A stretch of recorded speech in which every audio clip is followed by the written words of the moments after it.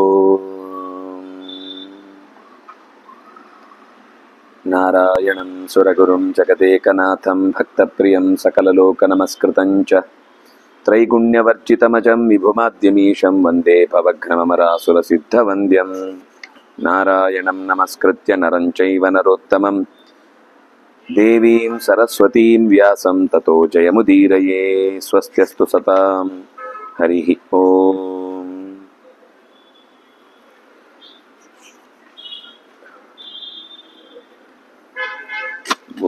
ನಾರಾಯಣ.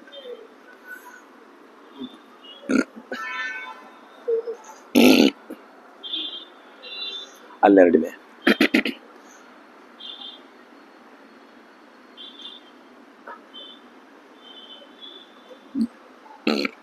ಅವ್ರು ನೋಡ್ಲಿಲ್ಲ, ಇಲ್ಲೇ ಇದೆ. ಅದೇ ಈ ಒಂದ್ರಲ್ಲಿ ಸಾಕಾಗುತ್ತೆ. ಅವ್ರು ಸಿಗ್ತದೆ. ಇಲ್ಲೇ ಇತ್ತು, ಇಲ್ಲೇ. ಶ್ರೀ ಗುರುಭ್ಯೋ ನಮಃ. ಹರಿ ಓಂ. ಭೀಷ್ಮಾಚಾರ್ಯರು ಕರ್ಣನನ್ನ ಅರ್ಧರಥ ಅಂತ ಕರೆದಾದ ಮೇಲೆ ಅವನು ಹೊರಟು ಹೋದ. ಎದುರಾಳಿಗಳಲ್ಲಿ ಯಾರ್ಯಾರ ಸಾಮರ್ಥ್ಯ ಏನು ಅಂತ ಹೇಳುವಾಗ ಶಿಖಂಡಿಯ ಪ್ರಸಂಗ ಬಂತು. ಆದರೆ ಯುದ್ಧಕ್ಕೆ ಮಾತ್ರ ನಾನು ಶಿಖಂಡಿಯ ಎದುರಾಗುವುದಿಲ್ಲ ಅಂತ ಹೇಳಿದಾಗ ದುರ್ಯೋಧನ ಯಾಕೆ ಅಂತ ಕೇಳ್ತಾನೆ. ಅದಕ್ಕೆ ಹಿಂದೆ ನಡೆದ ಅಂಬೆಯ ಜೊತೆಗಿನ ಗಲಾಟೆಯ ಪ್ರಸಂಗವನ್ನು ವಿವರಿಸ್ತಾ, ಅದು ತೀವ್ರ ಉತ್ತುಂಗಕ್ಕೆ ಹೋಗ್ಬಿಡುತ್ತೆ ಗಲಾಟೆ. ಅವರ ಗುರುಗಳೇ ಆ ಅಂಬೆಯ ಪರವಾಗಿ ಬಂದು ಯುದ್ಧ ಮಾಡುವಾಗಲೂ, ನೀವು ಗುರುಗಳು, ಅದನ್ನು ನಾನು ಎಂದೂ ಕೂಡ ಅಲ್ಲಗಳೆಯುವುದಿಲ್ಲ, ಆದರೆ ನಂದೇ ಕೆಲವೆಲ್ಲ ವ್ಯಕ್ತಿಗತವಾದ ಧರ್ಮ ಇದೆ, ಅದನ್ನು ನಾನು ಬಿಟ್ಟು ಬರ್ಲಿಕ್ಕಾಗುವುದಿಲ್ಲ ಅಂತ ಹೇಳಿದಾಗ ಯುದ್ಧ ಆಯಿತು. ಯುದ್ಧದಲ್ಲಿ ಇಬ್ಬರೂ ಏನು 23-24 ದಿವಸದ ಯುದ್ಧ ನಡೆದ ಮೇಲೆ ಯಾರೂ ಗೆಲ್ಲುವುದಿಲ್ಲ, ಯಾರೂ ಸೋಲುವುದಿಲ್ಲ ಅನ್ನುವ ಸ್ಥಿತಿಯಲ್ಲಿ ಕೊನೆಗೆ ಅಸ್ತ್ರಗಳ ಪ್ರಸ್ವಾಪ ಅನ್ನುವ ಅಸ್ತ್ರದ ಪ್ರಯೋಗದ ಸಂದರ್ಭ ಬಂದಾಗ ಅವನನ್ನೂ ಹಿಂದೆ ಸರಿಸ್ತಾರೆ ಅನೇಕ ಋಷಿಗಳು ಬಂದು. ಇವನಿಗೂ ಇವನ ಹಿರಿಯರು ಬಂದು ಎಚ್ಚರಿಸ್ತಾರೆ. ಆಗ ಭೀಷ್ಮ ಅದನ್ನ ಹಿಂದೆ ತೆಗೆದುಕೊಳ್ತಾನೆ. ಅದನ್ನು ನೋಡಿದ ಮೇಲೆ ರಾಮನು ಕೂಡ ಹಿಂದೆ ಸರಿದು ಅಂಬೆಗೆ ಹೇಳ್ತಾನೆ, ನನ್ನ ಪ್ರಯತ್ನ ಪೂರ್ತಿ ಮಾಡಿದ್ದೇನೆ, ಅವನ ಸಾಮರ್ಥ್ಯ ಹೆಚ್ಚಿದ್ದು ಅಂತ ನಿನಗೆ ಗೊತ್ತಾಗಿದೆ ಅಂತ ಹೇಳಿ, ಆದರೆ ಬೇಕಾದರೆ ನಿಂಗೆ ಬೇರೆ ಏನಾದರೂ ವ್ಯವಸ್ಥೆ ಮಾಡಬೇಕು, ನಿಮ್ಮ ಅಪ್ಪ ಅಮ್ಮನ ಮನೆಯಲ್ಲಿ ಮಾತಾಡಬೇಕು, ಅಥವಾ ಸಾಲ್ವನ ಹತ್ರ ಮಾತಾಡಬೇಕು, ಅಥವಾ ಭೀಷ್ಮನನ್ನೇ ನೀನೇ ಅನುಸರಿಸಿ ಹೋಗ್ತಿ ಅಂತಂದ್ರೆ ಏನಾದರೂ, ಭೀಷ್ಮನನ್ನು ಅನುಸರಿಸಿ ಹೋಗುವ ಮಾತೇ ಇಲ್ಲ ಅಂತ ಅವಳು ಅವ್ರ ಬಗ್ಗೆ ಏನು ಕೋಪ ಮಾಡ್ಕೊಳ್ಳಲ್ಲ, ಪರಶುರಾಮನ ಬಗ್ಗೆ ಏನು ಕೋಪ ಮಾಡ್ಕೊಳ್ಳಿ. ನೀವು ನಿಮ್ಮ ಕೆಲಸ ಮಾಡಿದಿರಿ ಪಾಪ, ಬರೀ ಮೂಗಿಡ್ಕೊಂಡು ಕೂತು ಅಭ್ಯಾಸ ಇದ್ದವರಿಗೆ ಒಂದೇ ಸರ್ತಿಗೆ ನೀವು ಯುದ್ಧ ಮಾಡಿ ಅಂದ್ರೆ ಎಲ್ಲಿಗೆ ಯುದ್ಧ ಮಾಡ್ತೀರಿ ಪಾಪ ಅಂತ ಅವಳು ಪಾಪ ಪರಶುರಾಮ ದೇವ್ರ ಮೇಲೇನೆ ಕರುಣೆ ತೋರಿಸಿ ಹೊರಡುತ್ತಾಳೆ. ಇವನು ಮತ್ತೆ ವಾಪಸ್ಸು ತನ್ನ ಶಿಷ್ಯರೊಂದಿಗೆ ಕೂಡಿಕೊಂಡು ಮಹೇಂದ್ರ ಪರ್ವತಕ್ಕೆ ತಪಸ್ಸಿಗೆ ಹೋಗ್ತಾನೆ. ಭೀಷ್ಮಾಚಾರ್ಯರು ವಾಪಸ್ಸು ಸತ್ಯವತಿ ಹತ್ರ ಬಂದು ನಡೆದ ಘಟನೆ ಎಲ್ಲ ಹೇಳ್ತಾರೆ. ಖುಷಿಯಾಗುತ್ತೆ ಅವಳಿಗೆ. ಗುರುಗಳ ಜೊತೆಗಿನ ವೈಮನಸ್ಯಕ್ಕೆ ಈಡಾಗ್ಲಿಲ್ಲ, ಅಂದ್ರೆ ಶಾಂತವಾಗಿ ಪರಿಸಮಾಪ್ತಿ ಆಯಿತು. ಆದರೆ ಅವಳ ಬಗೆಗೆ ಮಾತ್ರ ಸ್ವಲ್ಪ ಏನು ಹೀಗಾಗಿ ಹೋಯ್ತಲ್ವ, ನಾವ್ಯಾರು ನಿರೀಕ್ಷೆ ಮಾಡಿ ಉಂಟಾದ ಸಂಗತಿ ಅಲ್ಲ, ಅವಳಿಗೆ ತೊಂದರೆ ಮಾಡಬೇಕು ಅಂತ ನಾವು ಅನ್ಕೊಂಡಿರ್ಲಿಲ್ಲ. ಅದರ ಜೊತೆಗೆ ಇಂಟೆನ್ಷನ್ನಲ್ಲಿ ಆದ ಸಂಗತಿಯೇ ಅಲ್ಲ, ತಪ್ಪು ಒಪ್ಪುಗಳಲ್ಲ. ಕೆಲವೊಂದು ಸರ್ತಿ ನಮ್ಮ ಕೈ ಮೀರಿ ಆ ವ್ಯವಸ್ಥೆಗಳೆಲ್ಲ ಜಾರಿ ಹೋಗುತ್ತೆ. ಆ ಸ್ಥಿತಿಯಲ್ಲಿ ಅಂಬೆ ಹೊರಟು ಬಿಟ್ಟಿದ್ದಾಳೆ. ಆದ್ಮೇಲೆ ಅದನ್ನ ಸ್ವಲ್ಪ ಅಬ್ಸರ್ವ್ ಮಾಡ್ತಾನೆ, ಏನ್ ಮಾಡ್ತಿದ್ದಾಳೆ ಅದನ್ನೆಲ್ಲ ಸ್ವಲ್ಪ ಚಾರರ ಮೂಲಕ ತಿಳ್ಕೊಳ್ತಾನೆ. ಅವಳು ಆಶ್ರಮಗಳಿಗೆ ಹೋಗ್ತಾಳೆ. ಅವ್ರ ಹತ್ರ ಹೋಗಿ ಭೀಷ್ಮನನ್ನ ಕೊಲ್ಲಿಸುವುದಕ್ಕೆ ನನಗೆ ನೀವು ಸಹಾಯ ಮಾಡಬೇಕು ಅಂತ ಯಾರ ಕೂಡ ಭೀಷ್ಮನನ್ನು ಎದುರು ಹಾಕೊಳ್ಳಿಕ್ಕೆ ತಯಾರಿಲ್ಲ. ಅದರ ಜೊತೆಗೆ ಭೀಷ್ಮಾಚಾರ್ಯರ ವಿಷಯ ಕೇಳಿದ ತಕ್ಷಣ ಧರ್ಮಿಷ್ಠ, ಅಂಥ ಧರ್ಮಿಷ್ಠನನ್ನ ನಾವು ಎದುರಿಸುವುದು ತಪ್ಪಾಗತ್ತೆ ಅಂತ ಹೇಳಿ ಎಲ್ಲರೂ ಹಿಂದೆ ಸರಿದಾಗ್ಲೂ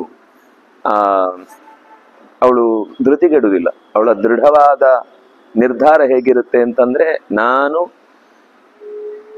ಅವಳು ಇಲ್ಲಿ ಹೇಳ್ತಾಳೆ, ತತಸ್ತೆ ತಾಪಸಾ ಸರ್ವೇ ತಪಸೇ ಧೃತ ನಿಶ್ಚಯ ದೃಷ್ಟ್ವಾ ನ್ಯವರ್ತಯನ್ ಸ್ತಾತ ಕಿಂ ಕಾರ್ಯಮಿತಿ ಚಾಬ್ರುವನ್.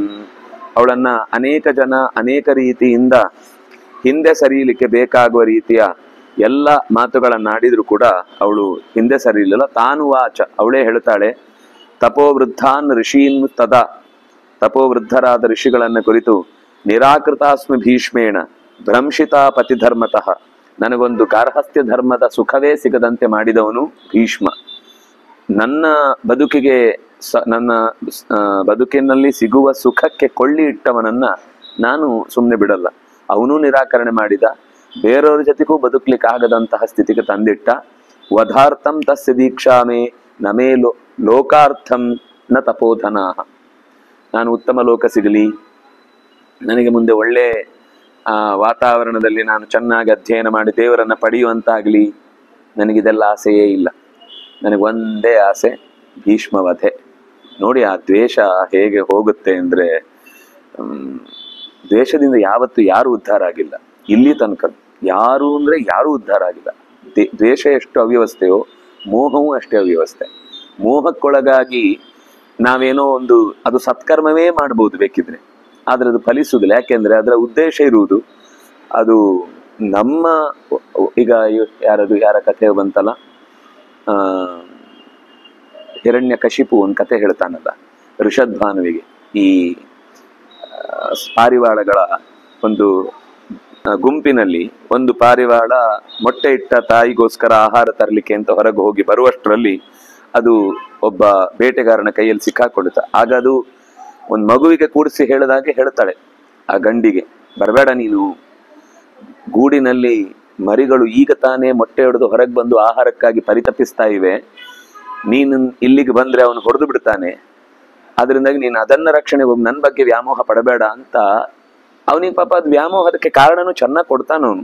ಹೆಂಡತಿ ಅಂದ್ರೆ ನನ್ನ ಜೀವದ ಗೆಳತಿ, ನೀನೇ ನನಗೆ ಅಂತಹ ಮಕ್ಕಳನ್ನು ಕೊಟ್ಟಿದ್ದು, ಅಂತಹ ನಿನ್ನನ್ನು ಬಿಟ್ಟು ನಾನು ಹೇಗೆ ಬದುಕಲಿ ಅಂತ ತುಂಬಾ ಒಂಥರ ಅಟ್ಯಾಚ್ಮೆಂಟ್, ಓವರ್ ಅಟ್ಯಾಚ್ಮೆಂಟ್. ಅವನಿಗೆ ಅವಳು ಹೇಳಿದ್ ಯಾವುದೂ ಅರ್ಥ ಆಗ್ಲಿಲ್ಲ. ಅವನು ಇಲ್ಲ, ನಾನು ನಿನ್ನನ್ನು ರಕ್ಷಣೆ ಮಾಡಿದೆ ಮುಖ್ಯ, ಆಮೇಲೆ ನನ್ನ ಮಕ್ಕಳ ಜೊತೆಗೆ ಇರ್ತೇನೆ ಅಂತ ಸೀದಾ ಬರ್ತಾನೆ, ಪೆಟ್ಟು ಬಿದ್ದು ಸತ್ತೋಗ್ತಾನೆ. ಅಂದ್ರೆ ಇದು ವ್ಯಾಮೋಹದಿಂದ ಆಗುವ ಅವ್ಯವಸ್ಥೆ. ಬೇಡ, ನಮ್ಗೆ ಧೃತರಾಷ್ಟ್ರನೇ ಇದ್ದಾನಲ್ಲ ಸಾಕು. ವ್ಯಾಮೋಹಕ್ಕೊಳಗಾಗಿ ಅವನಿಗೆ ಗೊತ್ತಿದೆ ಧರ್ಮ ಯಾವುದು ಅಂತ, ಆದ್ರೂ ಮಕ್ಕಳ ಮಾತಿಗೆ ಬಲಿ ಆಗಿ ಆಗಿ ಆಗಿ ಕೊನೆಗದು ಮಕ್ಕಳು ಸತ್ತೋದ್ಮೇಲೂ ಅವನದ್ದು ಪೂರ್ತಿ ನಿವಾರಣೆ ಆಗಿರ್ಲಿಲ್ಲ. ಭೀಮ ಬೇಕು ಅಂತ ಒಂದಿಷ್ಟು ಅವನನ್ನ ಅವಮಾನಿಸಿ, ಇದೇ ಕೈಯಲ್ಲಿ ನಾನು ದುಶ್ಯಾಸನ ಕೊಂದದ್ದು, ಇದೇ ಕೈಯಲ್ಲಿ ನಾನು ದುರ್ಯೋಧನ ಕೊಂದದ್ದು ಅಂತ ಹೇಳಿ ಹೇಳಿ ಬಡಿಸಿದಾಗ್ಲೂ ಅವನದನ್ನು ತಗೊಂಡೋಗಿ ದೂರು ಕೊಡ್ತಾನೆ ವಿದುರನ ಹತ್ರ. ಆಗ ವಿದುರ ಎಚ್ಚರಿಸ್ತಾನೆ, ಇಷ್ಟು ವಯಸ್ಸಾಯ್ತು, ವಾನಪ್ರಸ್ಥಕ್ಕೆ ಹೋಗಬೇಕು ಅಂತ ಒಂದು ಸಣ್ಣ ಪ್ರಜ್ಞೆ ಬರದೆ, ಆತ್ಮ ಸಾಧನೆ ಮಾಡಿಕೊಳ್ಳದೆ ಇನ್ನೂ ದೇಹಕ್ಕೋಸ್ಕರ ಇವತ್ತೇನು ಅಡಿಗೆ, ಇವತ್ತೇನು ಫಲಹಾರ, ಇವತ್ತು ಬೆಳಿಗ್ಗೆ ಏನು ಸಂಜೆ ಏನು ಕೇಳ್ಕೊಂಡು ಕೂತಿದ್ದೆ ಅಲ್ವಾ, ಎಂಥ ದಡ್ಡ ನೀನು ಅಂತ ಬೈದ ಮೇಲೆ ಅವನಿಗೆ ಜ್ಞಾನೋದಯ ಆಯ್ತು.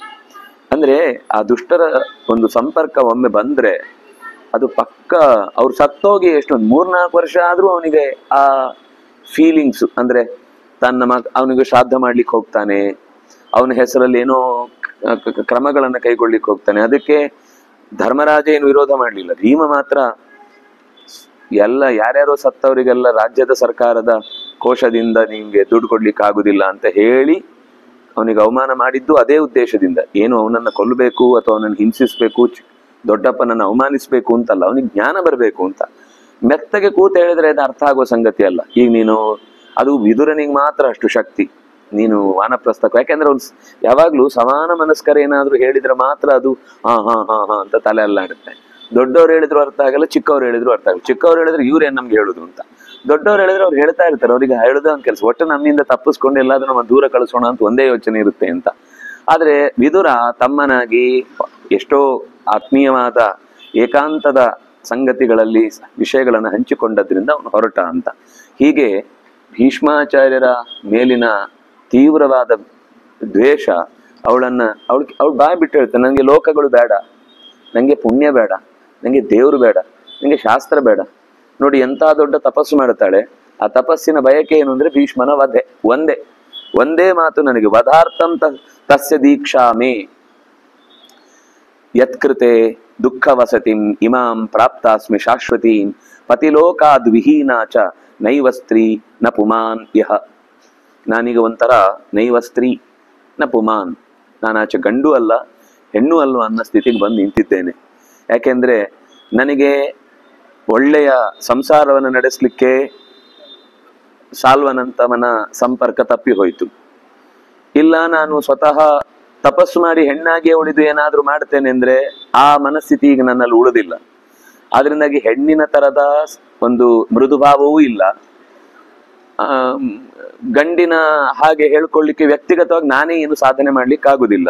ಇನ್ನೊಂದರ ಸಹಕಾರದಿಂದ ನಾನು ಪೂರ್ಣ ಮಾಡ್ಕೊಳ್ಬೇಕಿತ್ತು, ಅದು ನಂಗೆ ಸಿಗ್ಲಿಲ್ಲ. ಹೀಗೆ ನಿಹತ್ಯ ಭೀಷ್ಮಂ ಗಚ್ಚೇಯಂ ಶಾಂತಿಂ ಇತ್ಯೇವ ನಿಶ್ಚಯ. ನನಗೆ ನಿಶ್ಚಯ ಏನು ಅಂದ್ರೆ, ನನಗೆ ಶಾಂತಿ ಯಾವಾಗ ಆಗುತ್ತೆ ಅಂದ್ರೆ ಭೀಮ ಸತ್ತ ದಿವಸ ನನಗೆ ನೆಮ್ಮದಿ ಆಗುತ್ತೆ. ಆಮೇಲೆ ಬೇಕಾದ್ರೆ ದೇವರು, ಆಮೇಲೆ ಬೇಕಾದ್ರೆ ಉತ್ತಮ ಲೋಕಗಳು, ಅದನ್ನೆಲ್ಲ ಆಮೇಲೆ ಯೋಚನೆ ಮಾಡ್ತೇನೆ.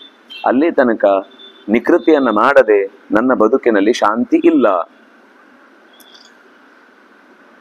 ನಾಹತ್ವ ಯುಧಿಗಾಂಗೇಯಂ ನಿವರ್ತಿಷ್ಯೇ ತಪೋಧನ. ನಾನು ತಪಸ್ಸು ಮಾಡ್ಲಿಕ್ಕೆ ಬಂದದ್ದು, ಅವ್ರು ಹೇಳ್ತಾರೆ ಹೋಗು ಮಗು, ಕಾಡು ಒಳ್ಳೇದಲ್ಲ, ನಿನ್ನಂಥವಳಿಗೆ ಹೇಳಿದ್ದು ಅಲ್ಲ ಅಂತ ಅವರು ಕಾಳಜಿಯಿಂದಲೇ ಎಷ್ಟು ಹೇಳಿದ್ರು.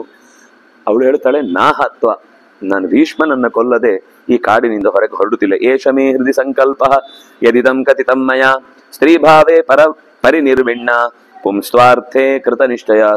ನೀವು ಹೇಳಿದ್ರಿ ಈ ಸ್ತ್ರೀಭಾವದಿಂದ ಇದ್ದು ತಪಸ್ಸು ಮಾಡುವುದು ತುಂಬಾ ಕಠಿಣ, ಅನೇಕ ರೀತಿಯ ಸಮಸ್ಯೆಗಳು ಎದುರಾಗ್ತವೆ.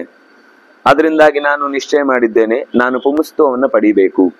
ನಾನು ಗಂಡಾಗಿ ನನ್ನ ಆಸೆಯನ್ನ, ಆ ಭೀಷ್ಮನನ್ನ ಕೊಲ್ಲುವ ಅಪೇಕ್ಷೆಯನ್ನ ಪುಂಸ್ತ್ವಾರ್ಥೇ, ನಾನು ಗಂಡಾಗಬೇಕು ಅಂತ ನಿಶ್ಚಯ ಮಾಡಿ ನಾನು ಈ ತಪಸ್ಸು ಮಾಡ್ತಾ ಇದ್ದೇನೆ. ಭೀಷ್ಮೇ ಪ್ರತಿ ಚಿಕೀರ್ಷಾಮಿ ನಾಸ್ಮಿ ವಾರ್ಯೇತಿ ವೈ ಪುನಃ. ನನ್ನ ನೀವು ಯಾರೂ ತಡಿಲಿಕ್ಕಾಗುದಿಲ್ಲ, ನಾನು ಭೀಷ್ಮನಿಗೆ ಪ್ರತೀಕಾರವನ್ನು ಮಾಡಲೇಬೇಕು. ತಾಂ ದೇವೋ ದರ್ಶಯಾಮಾಸ ಶೂಲಪಾಣಿ ಉಮಾಪತಿ. ಅವಳ ತಪಸ್ಸಿನ ತೀವ್ರತೆಗೆ ಮೆಚ್ಚಿ ಸ್ವತಃ ಶೂಲಪಾಣಿಯಾದ ರುದ್ರದೇವ ಉಮಾಪತಿ ತನ್ನನ್ನ ತೋರಗೊಟ್ಟ. ಮಧ್ಯೆ ಋಷಿಗಳೆಲ್ಲ ಇದ್ರು, ಅವಳು ತಪಸ್ಸು ಮಾಡುವಾಗ ಋಷಿಗಳಿದ್ರು, ಋಷಿಗಳಿಗೂ ಕಂಡಿದ್ದಾರೆ. ಉಮಾಪತಿ ಅವರಿಗೂ ತನ್ನನ್ನ ತೋರಿಸಿದ್ದಾನೆ, ಕೇವಲ ಅವಳು ಮಾತ್ರ ಅಲ್ಲ. ಋಷೀಣ ಮಧ್ಯೆ, ಮಹರ್ಷಿಗಳ ಮಧ್ಯದಲ್ಲಿ, ಅಂದ್ರೆ ತಪಸ್ಸು ಆಗುದಿಲ್ಲ ಅಂತ ಹೇಳಿದ್ದು ಅವಳ ದೃಷ್ಟಿಯಲ್ಲಿ. ನೀವು ಹಿಂದೆ ಒಂದು ದ್ರೌಪದಿಯ ಕಥೆಯ ಪೂರ್ವಜನ್ಮದ ಕಥೆ ಕೇಳಿದ್ರೆ ಅಲ್ಲಿ 2 ಬಾರಿ ತಪಸ್ವಿನಿಯಾಗಿ ಋಷಿಕನ್ಯೆ ರುದ್ರದೇವನನ್ನು ಒಲಿಸಿಕೊಂಡು ಆಕೆ ಒಳ್ಳೆಯ ಬೆಳವಣಿಗೆಯನ್ನೇ ಪಡೆದದ್ದು ನಾವು ನೋಡುತ್ತೇವೆ. ಆದ್ರೆ ಅವಳಲ್ಲಿ ಈಗ ಈರ್ಷ್ಯೆ ಇರುವುದರಿಂದ ಅವಳು ಬೇಡ ಅಂತ ಹೇಳಿತ್ತು ರುಷಿಗಳು. ನಿನ್ನಲ್ಲಿ ಇರುವ ಉದ್ದೇಶ ಕೆಡುಕಾದ್ರಿಂದಾಗಿ ನಿನಗೆ ಈ ತಪಸ್ಸು ಬೇಡ ಅಂತ, ಅದು ಅವಳಿಗೆ ಆತ್ಮಹಾನಿ ಉಂಟಾಗುತ್ತೆ ಅಂತ. ಆದ್ರೆ ರುದ್ರದೇವ ಸ್ವಲ್ಪ ಅವನು ಆಶುತೋಷ ಅಲ್ವಾ, ಚೂರು ಕೇಳಿದ್ರೆ ಜಾಸ್ತಿ ಕೊಟ್ಬಿಡೋನು. ಹಾಗಾಗಿ ಅವನು ಬಂದೇ ಬಿಟ್ಟ. ಏನ್ ಬೇಕು ಕೇಳು, ನೀನು ಏನ್ ಕೇಳಿದ್ರು ಕೊಡ್ತೇನೆ ಅಂತ. ಅವನು ಒಲಿಯುವುದು ಲೇಟ್ ಆಗುತ್ತೆ. ರುದ್ರದೇವ, ಅವನಿಗೆ ಹೆಸರು ಆಶುತೋಷ, ಅಂದ್ರೆ ಬೇರೆಯವರಿಗಿಂತ ಬೇಗ ಒಲಿತಾನೆ ಅಂತ. ಬೇರೆಯವರು ಸ್ವಲ್ಪ ಕಾನೂನನ್ನು ಜಾಸ್ತಿ ಪಾಲನೆ ಮಾಡ್ತಾರೆ, ರುದ್ರದೇವರು ಸ್ವಲ್ಪ ಫ್ರೀ. ಅಂದ್ರೆ ಬೇಗ ಸಿಕ್ಕಿದ್ರೆ ಅವರು ಅಷ್ಟು ಪರಿತಪಿಸುವುದಿಲ್ಲ. ಅದರಿಂದಾಗಿ ಏನೇನೋ ಕೇಳ್ಕೊಂಡು ಸುಲಭದಲ್ಲಿ ಹೊರಟೋಗ್ತಾರೆ. ತುಂಬಾ ತಪಸ್ಸು ಮಾಡುವುದರ ಉದ್ದೇಶ ಏನಿರುತ್ತೆ ಅಂದ್ರೆ ಅಂದ್ರೆ ಕಷ್ಟಪಟ್ಟು ಪಡೆಯುವಂತಹ ಪ್ರಾಮಾಣಿಕವಾದ ಪ್ರಾರ್ಥನೆ ಇರುತ್ತೆ. ದೀರ್ಘಕಾಲದ ತಪಸ್ಸಾದಾಗ ತಾಳ್ಮೆ ಕೆಡುತ್ತೆ. ಆಗ್ಲೂ ತಾಳ್ಮೆ ಕೆಡದೆ ಅವರು ಪ್ರಾರ್ಥನೆ ಮಾಡ್ತಿದ್ದಾರೆ ಅಂದ್ರೆ ಅವರ ಪ್ರಾರ್ಥನೆಯಲ್ಲಿ ಇನ್ನೂ ಒಂದು ಒಳ್ಳೆಯ ಅಂಶ ಉಳಿದಿದೆ ಅಂತ ಗೊತ್ತಾಗುತ್ತೆ. ಹಾಗಾಗಿ ರುದ್ರದೇವನ ತಪಸ್ಸಿಗೆ ಅವಳು ಮನಸ್ಸು ಮಾಡಿದ್ದೂ ಕೂಡ ಅದೇ ಉದ್ದೇಶದಿಂದ.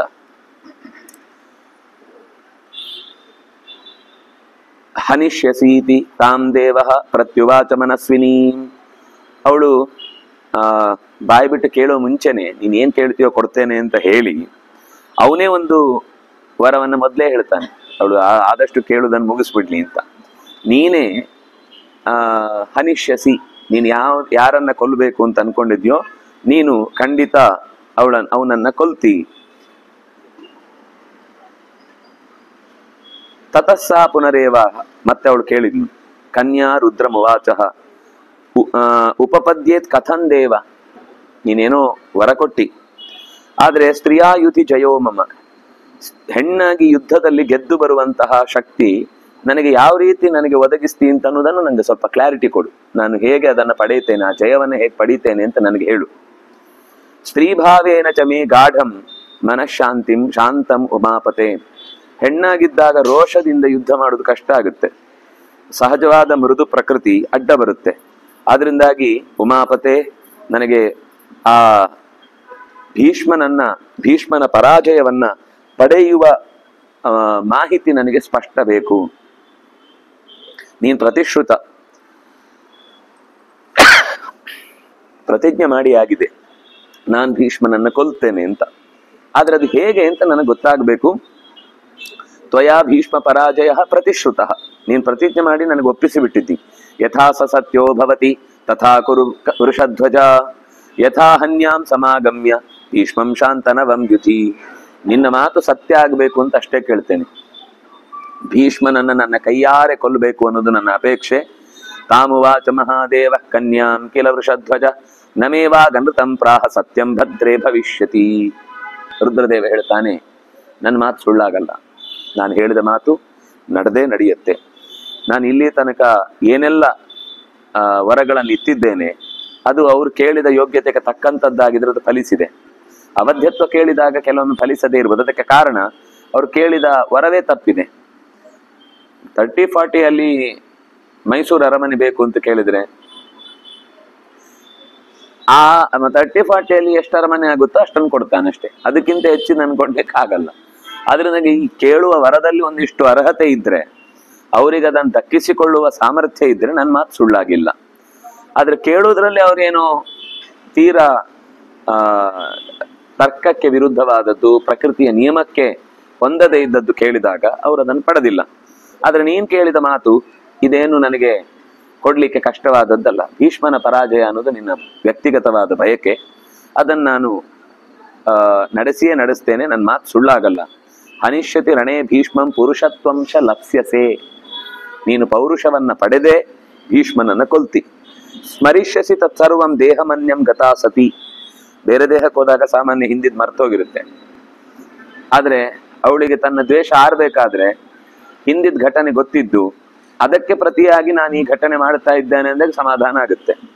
ಅದಕ್ಕೋಸ್ಕರ ದೇವರೇ ಒಂದು ಸ್ಮರಣೆಯನ್ನು ಕೊಟ್ಟ, ರುದ್ರದೇವನೇ ನಿನಗೆ ಹಳೆಯ ಸ್ಮರಣೆಯಿಂದ ಕೂಡಿ ಈ ಪೌರುಷವನ್ನ ಪಡೆದು ಭೀಷ್ಮನನ್ನ ಕೊಂದಾಗ, ಇಲ್ಲಾಂದ್ರೆ ಅದು ಹಳೇದ್ ನೆನಪಿಲ್ಲ ಅಂದ್ರೆ ಆ ದ್ವೇಷ ಆರಲ್ಲ, ದ್ವೇಷ ಮಾತ್ರ ಇರುತ್ತೆ.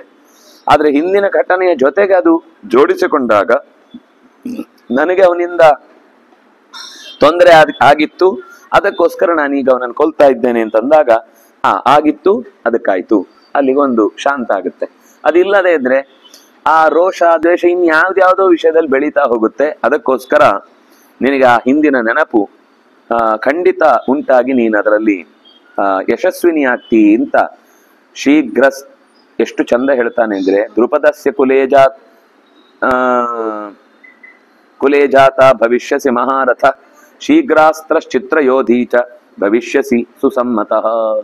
ನೀನು ಆ ಶಿಖಂಡಿಯ ಶರೀರವನ್ನ ಪಡೆದಾಗ ಶೀಘ್ರಾಸ್ತ್ರ, ವೇಗವಾಗಿ ಶತ್ರುಗಳನ್ನ ಸೋಲಿಸುವಲ್ಲಿ ನಿನಗೆ ಅಸ್ತ್ರಗಳ ಪ್ರಯೋಗದಲ್ಲಿ ಚುರುಕುತನ ಇರುತ್ತೆ. ಅಷ್ಟೇ ಅಲ್ಲ, ಚಿತ್ರಯೋಧಿ, ಹಲವು ಬಗೆಗಳ ಯುದ್ಧವನ್ನ ಆಶ್ಚರ್ಯಪಡುವಂತೆ ಮಾಡುವ ಸಾಮರ್ಥ್ಯ ನಿನಗಿದೆ. ಹಾಗಾಗಿ ಕೃಷ್ಣನು ಕೂಡ ಗೀತೆಯಲ್ಲೂ ಕೂಡ ಶಿಖಂಡೀಚ ಮಹಾರಥ ಅಂತ ದ್ರೋಣಾಚಾರ್ಯರು ನೆನಪಿಸಿಕೊಳ್ತಾರೆ. ಅದಾದ ಮೇಲೆ ಏವ ಮುಕ್ತ್ವಾ ಮಹಾದೇವ ಯಥೋಕ್ತಮೇವ ಕಲ್ಯಾಣಿ ಸರ್ವಮೇತದ್ ಭವಿಷ್ಯತಿ ಭವಿಷ್ಯಸಿ ಪುಮಾನ್ ಪಶ್ಚಾತ್ ಕಸ್ಮಾತ್ ಚಿತ್ಕಾಲ ಪರ್ಯಯಾತ್. ಕಸ್ಮಾತ್ ಚಿತ್ಕಾಲ ಪರ್ಯಯಾತ್ ಆದ್ರೆ ಅಲ್ಲೊಂದು ಸಣ್ಣ ಎಳೆಯನ್ನು ಬಿಟ್ಟಿದ್ದಾನೆ. ಏನಾಯ್ತು ಅಂದ್ರೆ, ಕಶ್ಚಿತ್ ಕಾಲ ಪರ್ಯಯಾತ್ ಪುಮಾನ್ ಭವಿಷ್ಯಸಿ, ಕೆಲವು ಕಾಲದ ನಂತರ ನೀನ್ ಪುಮಾನ್ ಆಗ್ತಿ. ಅಂದ್ರೆ ಮೊದಲು ಹೆಣ್ಣೆಯಾಗಿ ಹುಟ್ಟಿ ಅಂತ ತಾತ್ಪರ್ಯ. ಕೆಲವು ಕಾಲದ ತನಕ ನೀನು ಹೆಣ್ಣಾಗಿಯೇ ಹುಟ್ಟಿ ಆಮೇಲೆ ಪುಂಸ್ತ್ವ ಬರುತ್ತೆ ಅಂತ ಅವಳಿಗೆ ಕೆಲವು ಎಚ್ಚರಿಕೆಯನ್ನು ಕೊಟ್ಟ. ಹೀಗೆ ಹೇಳಿ ಕಪರ್ದಿ, ಒಳ್ಳೆಯ ಜಡೆಯನ್ನ ಕಟ್ಟಿಕೊಂಡ ಜಟಾಜೂಟನಾದ ಋಷಭಧ್ವಜ ಎತ್ತಿನ ಮೇಲೆ ಸವಾರಿ ಮಾಡುವಂತಹ ರುದ್ರದೇವ ಎಲ್ಲ ಋತ್ವಿಜರು ನೋಡುತ್ತಾ ಇರುವಂತೆಯೇ ತನ್ನ ಪರಿವಾರದ ಜೊತೆಗೆ ಮರೆಯಾದ. ತತಸ್ಸಾ ಪಶ್ಯತಾಂ ತೇಷಾಂ ಮಹರ್ಷೀಣಾಂ ಅನಿಂದಿತ.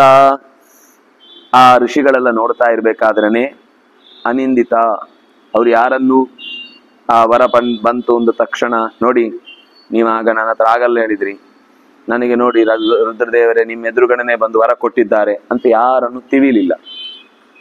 ಆದ್ರೆ ಅವರಿಗೊಂದು ಬಾಯಲ್ಲಿ ತಿವಿಲಿಲ್ಲ, ನಡೆಯಲ್ಲಿ ತಿವಿದ್ಲು.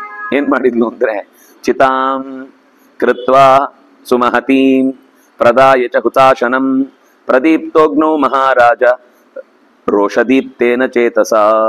ತಕ್ಷಣವೇ ಕಾಡಿನ ಅತ್ತ ಇತ್ತ ಸುತ್ತಮುತ್ತ ಬಿದ್ದಿದ್ದ ಕಟ್ಟಿಗೆಗಳನ್ನೆಲ್ಲ ಒಂದು ಕಡೆಗೆ ಹೊತ್ತು ಹಾಕಿ ಅದನ್ನು ಚೆನ್ನಾಗಿ ಧಗಧಗನೆ ಉರಿಯುವಂತೆ ಮಾಡಿ ಎಲ್ಲರೂ ನೋಡ್ತಾ ಇರುವಂತೆಯೇ ತಕ್ಷಣವೇ ಆ ರೋಷದೀಪ್ತೇನ, ಅದು ಅವಳ ರೋಷವೇ ಬೆಂಕಿಯಾಗಿ ಉರಿಯುತ್ತಿದೆಯೋ ಏನೋ ಅನ್ನುವ ಹಾಗೆ, ಅವಳ ಸಿಟ್ಟೆ ಅಲ್ಲಿ ಮುಗಿಬಿದ್ದಿದೆ ಅನ್ನುವ ಹಾಗೆ ಅವಳ ರೋಷ ಆ ಬೆಂಕಿಯ ಜ್ವಾಲೆ ಎರಡೂ ಸೇರಿ ಒಟ್ಟಿಗೆ ಪ್ರವಿವೇಶ ಹುತಾಶನಂ.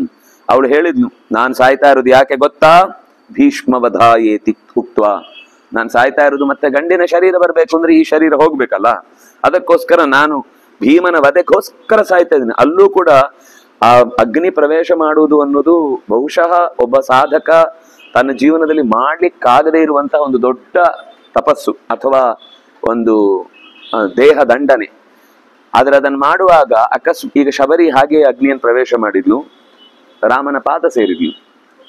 ಅವಳು ಅದನ್ನೇ ಪರಶುರಾಮನ ಪಾದಕ್ಕೆ ಅಂತ ಯೋಚನೆ ಮಾಡಿ ಹಾರಿದ್ಲಂದ್ರೆ ಮೋಕ್ಷಕ್ಕೆ ಹೋಗ್ಬಿಡ್ತಿದ್ಲು.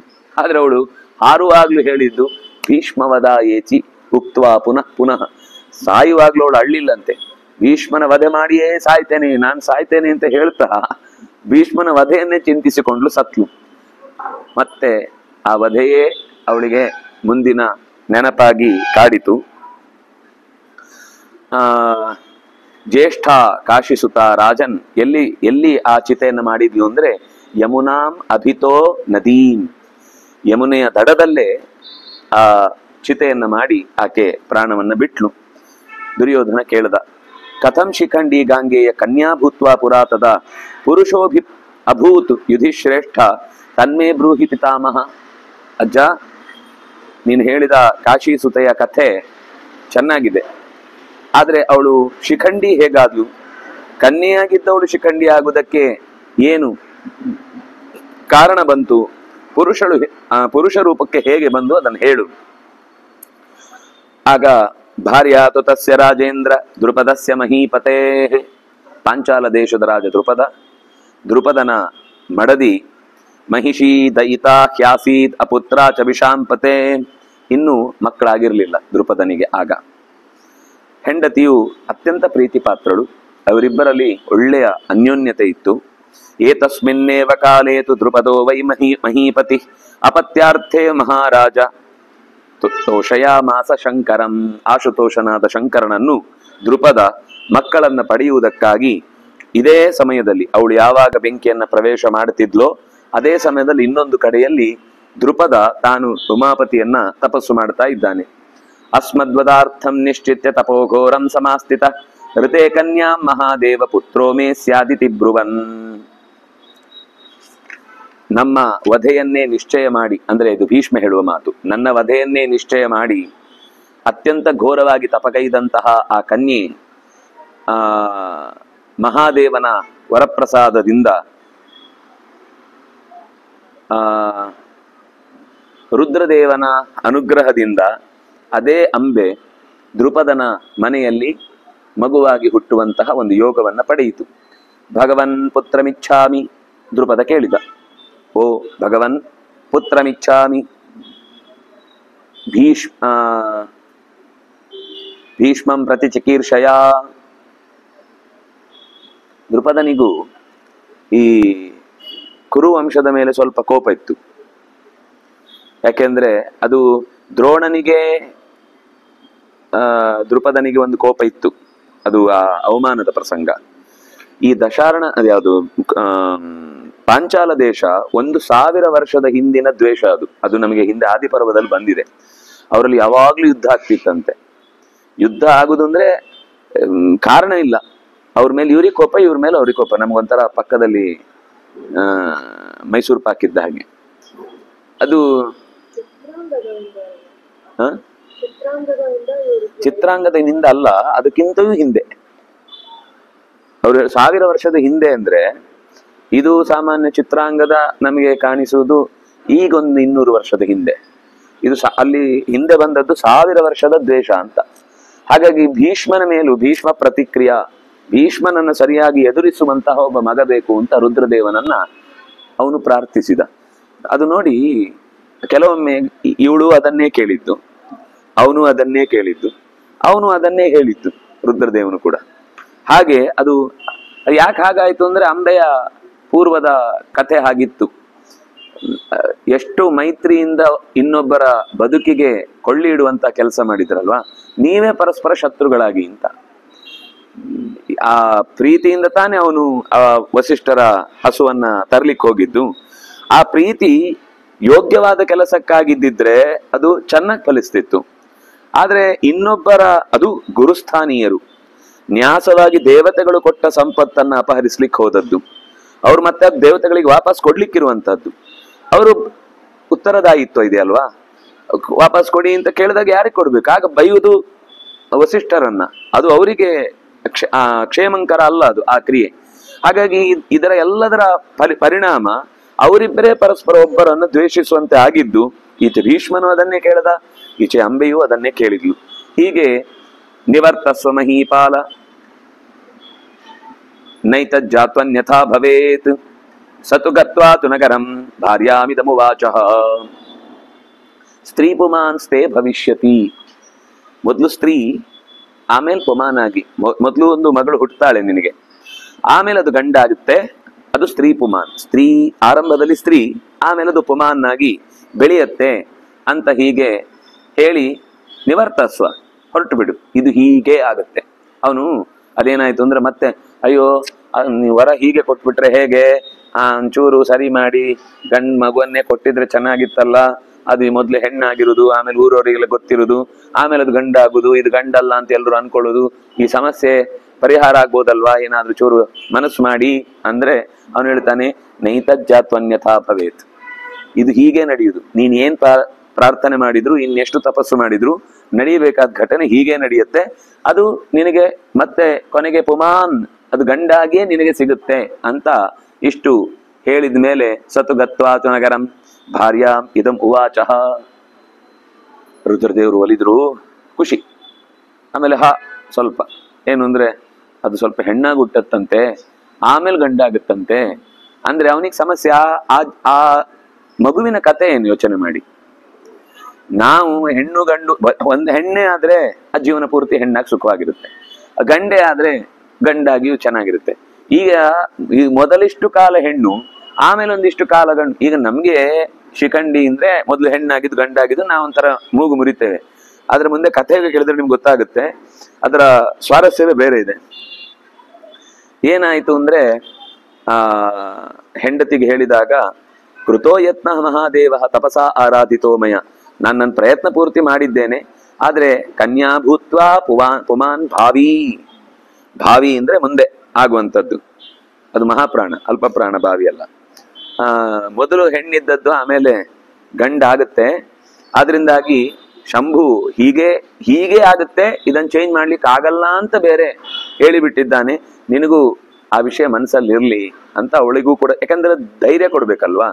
ಧೈರ್ಯ ಹೇಳದೇ ಇದ್ರೆ ನಾಳೆ ಯಾವಾಗ್ಲೂ ನಮಗೆ ಒಂದು ಘಟನೆ ನಡೆಯುವುದು ಸ್ವಲ್ಪ ಮೊದಲೇ ಗೊತ್ತಿದ್ರೆ ತೊಂದರೆ ನಾಳಿದ್ದು 2 ದಿವಸ ನೀರಿಲ್ಲ ಅಂತ ನಮ್ಗೆ ಮೊದಲೇ ಹೇಳಿಬಿಟ್ರೆ, ಆವಾಗ ನಾವು ಒಂದೆರಡೆರಡು ಕೊಡ, ಎರಡೆರಡು ಡ್ರಮ್ಮು ತುಂಬಿಟ್ಟು ಫಿಕ್ಸ್ ಆಗ್ಬಿಡ್ತೇವೆ.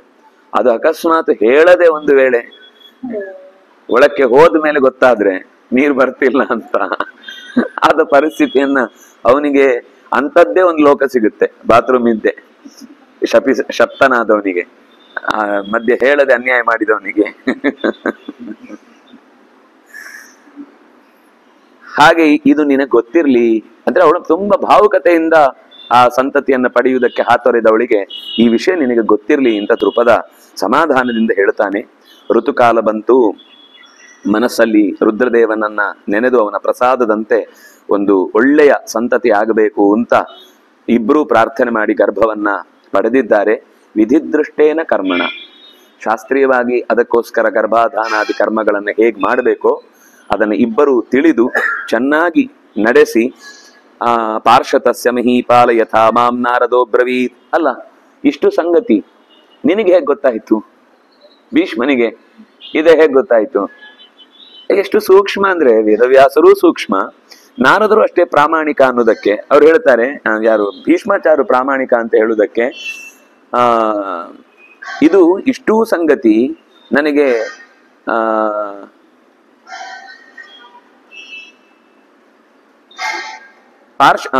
ಯಥಾ ಮಾಂ ನಾರದೋ ಅಬ್ರವೀತ್. ನಾರದರು ಒಂದ್ಸರ್ತಿ ಅಲ್ಲಿ ನಡೆದ ಎಲ್ಲ ಅವರಿಗೆ ನ್ಯೂಸ್ ಬಹಳ ಚೆನ್ನಾಗಿ ಗೊತ್ತಾಗುತ್ತೆ, ಎಲ್ಲಿ ಅಡಗಿ ಕೂತರು ಗೊತ್ತಾಗುತ್ತೆ. ಅವ್ರು ಒಂಥರ ಸರ್ವಾಂತರ್ಯಾಮಿ, ಯಾವ ಜಾಗದಲ್ಲಿ ಬೇಕಾದ್ರೂ ಓಡಾಡ್ಕೊಂಡಿರ್ತಾರೆ. ಆದ್ರಿಂದ ಅವ್ರು ಮತ್ತೆ ಅದು ಅವನಿಗೆ ಒಂದು ಜ್ಞಾನ ಕೊಡಬೇಕಿತ್ತು, ಈ ವಿಷಯದಲ್ಲಿ ಏನಾಗತ್ತೆ ಅಂತ ಭೀಷ್ಮನಿಗೂ ಗೊತ್ತಿರಬೇಕಿತ್ತು. ಅದಕ್ಕೋಸ್ಕರ ಈ ಸಂಗತಿಯನ್ನ ನಾರದರು ನನಗೆ ಹಿಂದೆ ಹೇಳಿದ್ರು, ಹಾಗಾಗಿ ನನಗೆ ಈ ವಿಷಯ ಗೊತ್ತು. ಕೇವಲ ನಾರದರು ಮಾತ್ರ ಅಲ್ಲ, ಆಮೇಲೆ ಮತ್ತೆ ಅದನ್ನು ಮುಂದೆ ಹೇಳ್ತಾನೆ. ತಥೋ ದಧಾರ ಸಾ ದೇವಿ ಗರ್ಭಂ ರಾಜೀವಲೋಚನ ಸಾ ತಾಂಸ ರಾಜ ಪ್ರಿಯಾಂ ಭಾರ್ಯಾಂ ದ್ರುಪದ ಕುರುನಂದನ.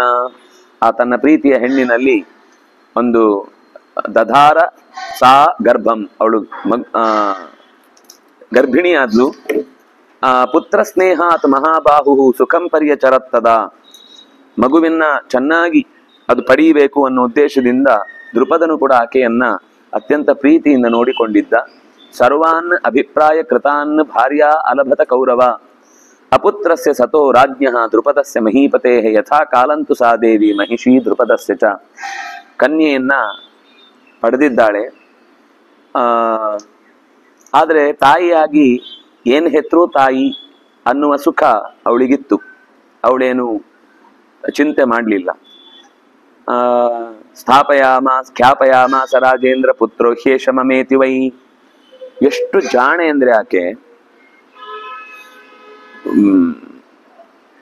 ಪ್ರಸೂತಿ ಗೃಹಕ್ಕೆ ಸಾಮಾನ್ಯ ಗಂಡಸರು ಹೋಗಲ್ಲ. ಆ ಸಮಯದಲ್ಲಿ ಅವರೇ ಎಲ್ಲ ಇರ್ತಾರೆ, ಅವರೇ ಎಲ್ಲ ನೋಡ್ಕೊಳ್ತಾರೆ. ಕೂಗಿಕೊಂಡ್ಲಂತೆ, ನನಗೆ ಒಂದು ಗಂಡು ಮಗು ಆಗಿದೆ ಅಂತ.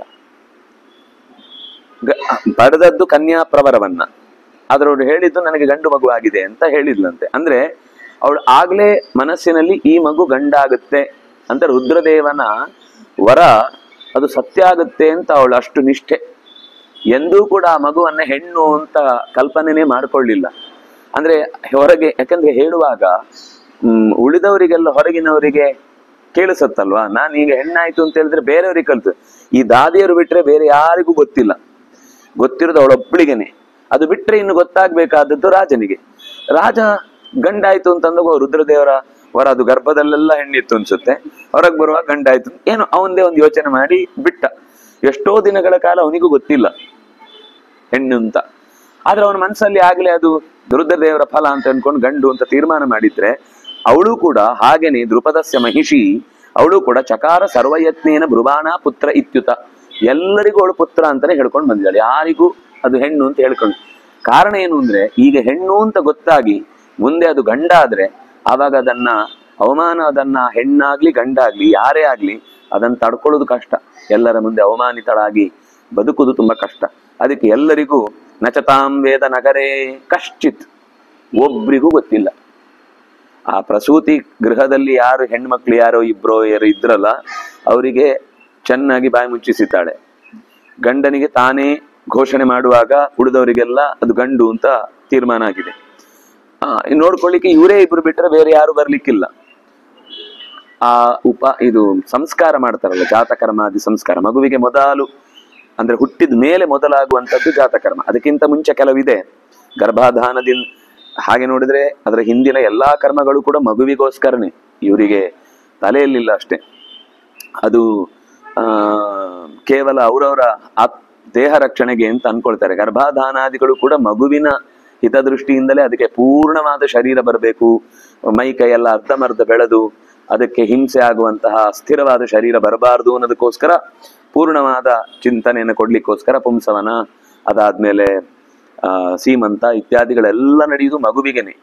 ತಾಯಿಗೆ ಒಂದು ದೇಹದ ರಕ್ಷಣೆಗೆ ಪ್ರಾರ್ಥನೆ ಇದೆ ಅಲ್ಲಿ, ಷಷ್ಠಿ ದೇವಿ ಮೊದಲಾದ ದುಷ್ಟಗ್ರಹಗಳೆಲ್ಲ ಅವಳಿಗೆ, ಯಾಕಂದ್ರೆ ಆ ಸಮಯದಲ್ಲಿ ಅವರಿಗೆ ಚೂರು ಮಾನಸಿಕವಾಗಿ ನೋವಾಯಿತು ಅಥವಾ ಮನೆಯಲ್ಲಿ ಏನಾದ್ರೂ ಪದಾರ್ಥದಲ್ಲಿ ವ್ಯತ್ಯಾಸ ಆಯಿತು ಅಂದ್ರೆ ಅದು ಒಂಥರ ಆಮೇಲೆ ಇಡೀ ಬದುಕಿನುದ್ದಕ್ಕೂ ಅವರಿಗೆ ಹಿಸ್ಟೀರಿಯಾ ಅಥವಾ ದೇಹದಲ್ಲಿ ಏನಂತಾರೆ ಅದಕ್ಕೆ ಈ ಫಿಟ್ಸ್ ಬರುವುದು ಇಂಥದ್ದೆಲ್ಲ ಬರುವ ಸಾಧ್ಯತೆಗಳು ಜಾಸ್ತಿ.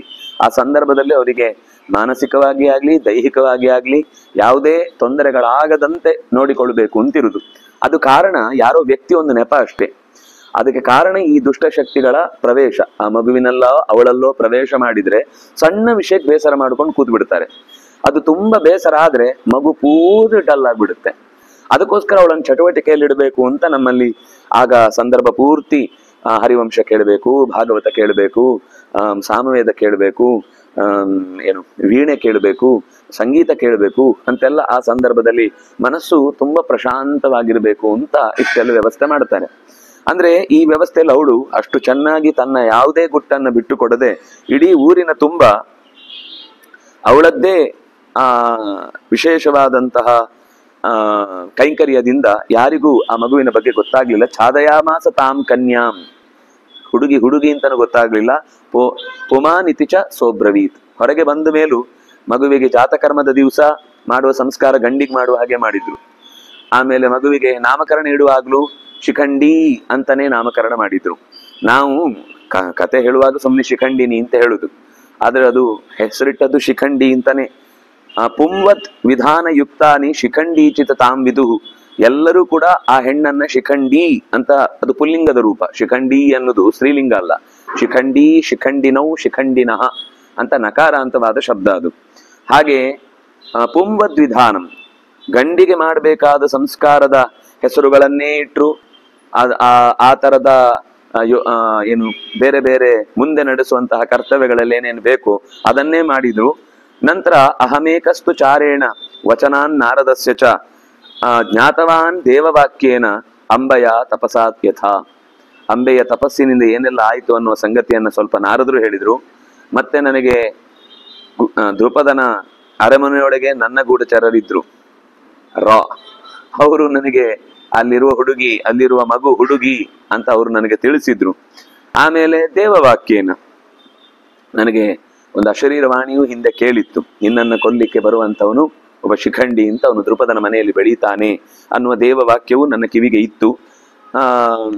ಹೀಗೆಲ್ಲ ಆಯ್ತು ಅಂತ ಇಷ್ಟು ದುರ್ಯೋಧನನಿಗೆ ಹೇಳುವಲ್ಲಿಗೆ 188ನೇ ಅಧ್ಯಾಯ ಮುಕ್ತಾಯ ಆಯಿತು. 189ರಲ್ಲಿ ಭೀಷ್ಮಾಚಾರ್ಯರು ಮತ್ತೆ ದುರ್ಯೋಧನನಿಗೆ ಚಕಾರ ಯತ್ನಂ ದ್ರುಪದ ಸುತಾಯ ಸರ್ವಕರ್ಮಸು, ಆ ಹುಡುಗಿಗೆ ಶಸ್ತ್ರ ಕಲಿಸಿದ, ಶಾಸ್ತ್ರ ಕಲಿಸಿದ, ಕುದುರೆ ಸವಾರಿ ಕಲಿಸಿದ, ಕೂಟ ಯುದ್ಧ ಕಲಿಸಿದ, ಸಂಕುಲ ಯುದ್ಧ ಕಲಿಸಿದ. ಯಾರಿಗೂ, ಮತ್ತೆ ಅವಳು ಅಷ್ಟು ಚುರುಕು ಇದ್ಲು, ಎಲ್ಲೂ ಕೂಡ ನನಗಿದನ್ನಾಗಲ್ಲ, ನಾನು ಇದನ್ನ ಮಾಡಲ್ಲ ಅಂತ ಯಾವತ್ತೂ ಕೂಡ.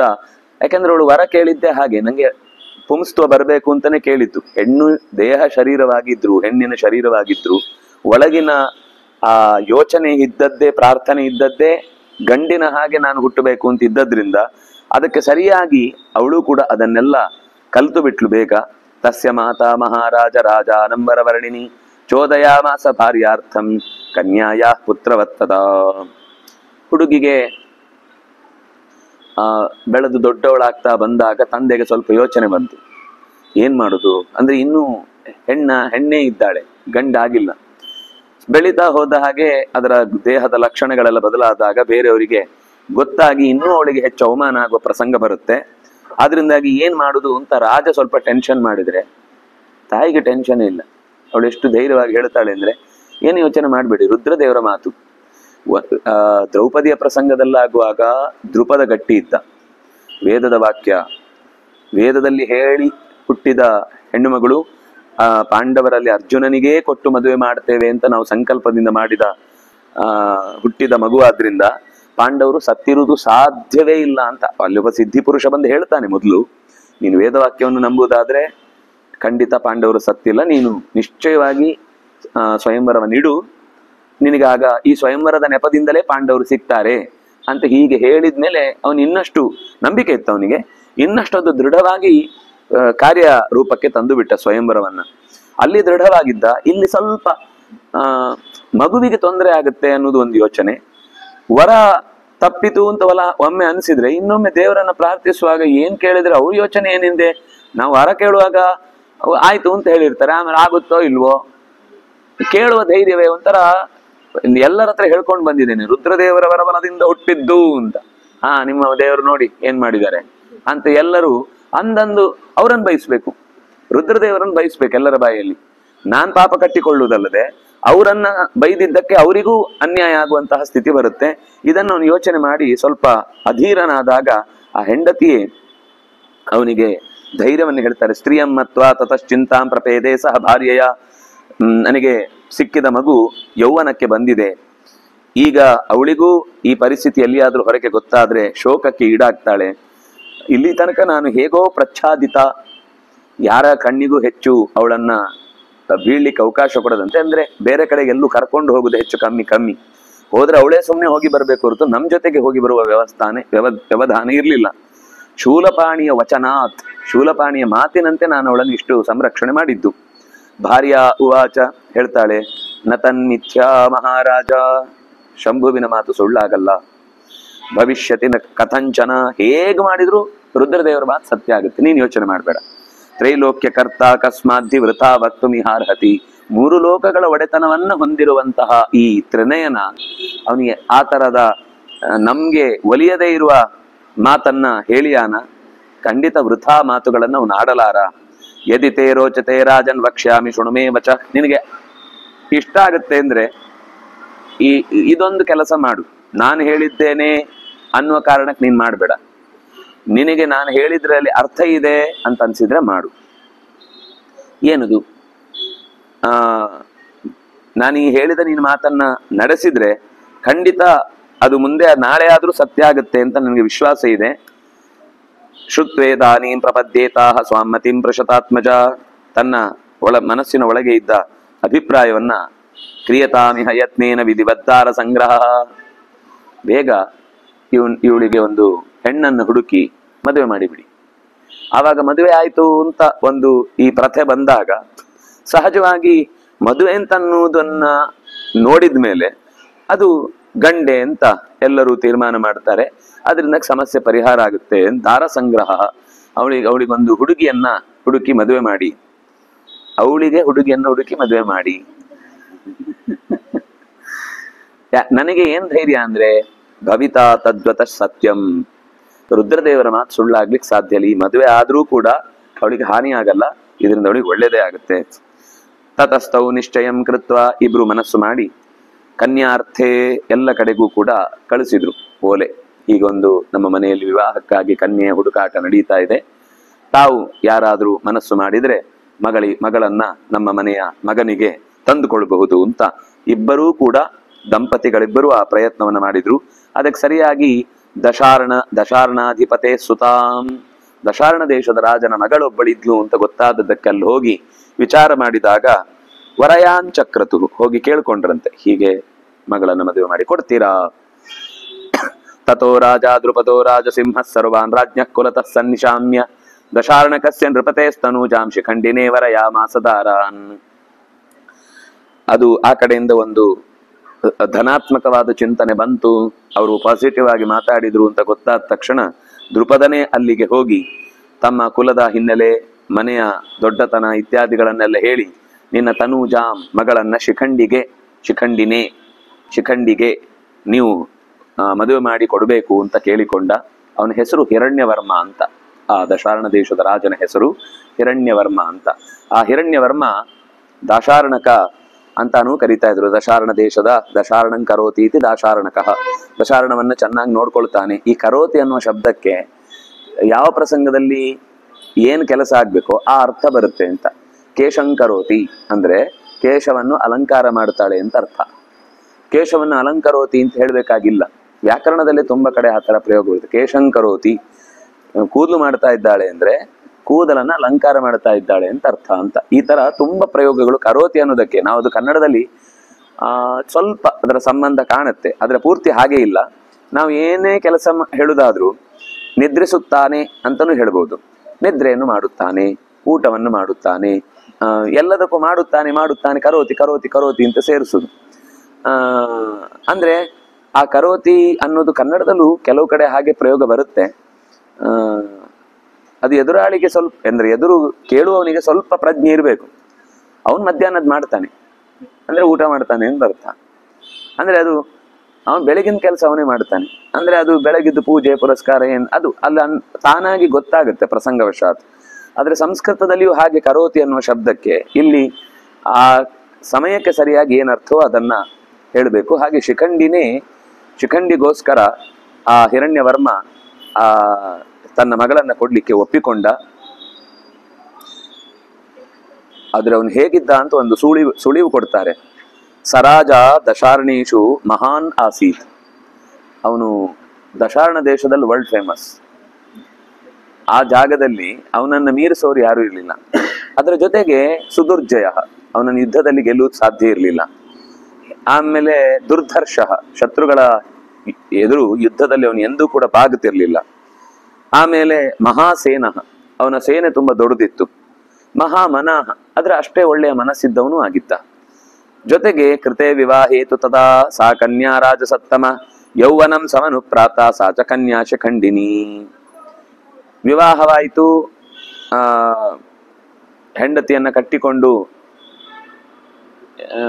ದಶಾರ್ಣ ದೇಶದಲ್ಲಿ ಇನ್ನೊಂದೇನೋ ಶಬ್ದ ಹಾಕಿದ್ರು ಆ ಊರಿಗೆ, ಕಾಂಪಿಲ್ಯ, ಆ ಪ್ರದೇಶದ ಹೆಸರು ಕಾಂಪಿಲ್ಯ ಅಂತ. ಆ ಕಾಂಪಿಲ್ಯ ಜಾಗದಲ್ಲಿ ಅವನಿದ್ದ.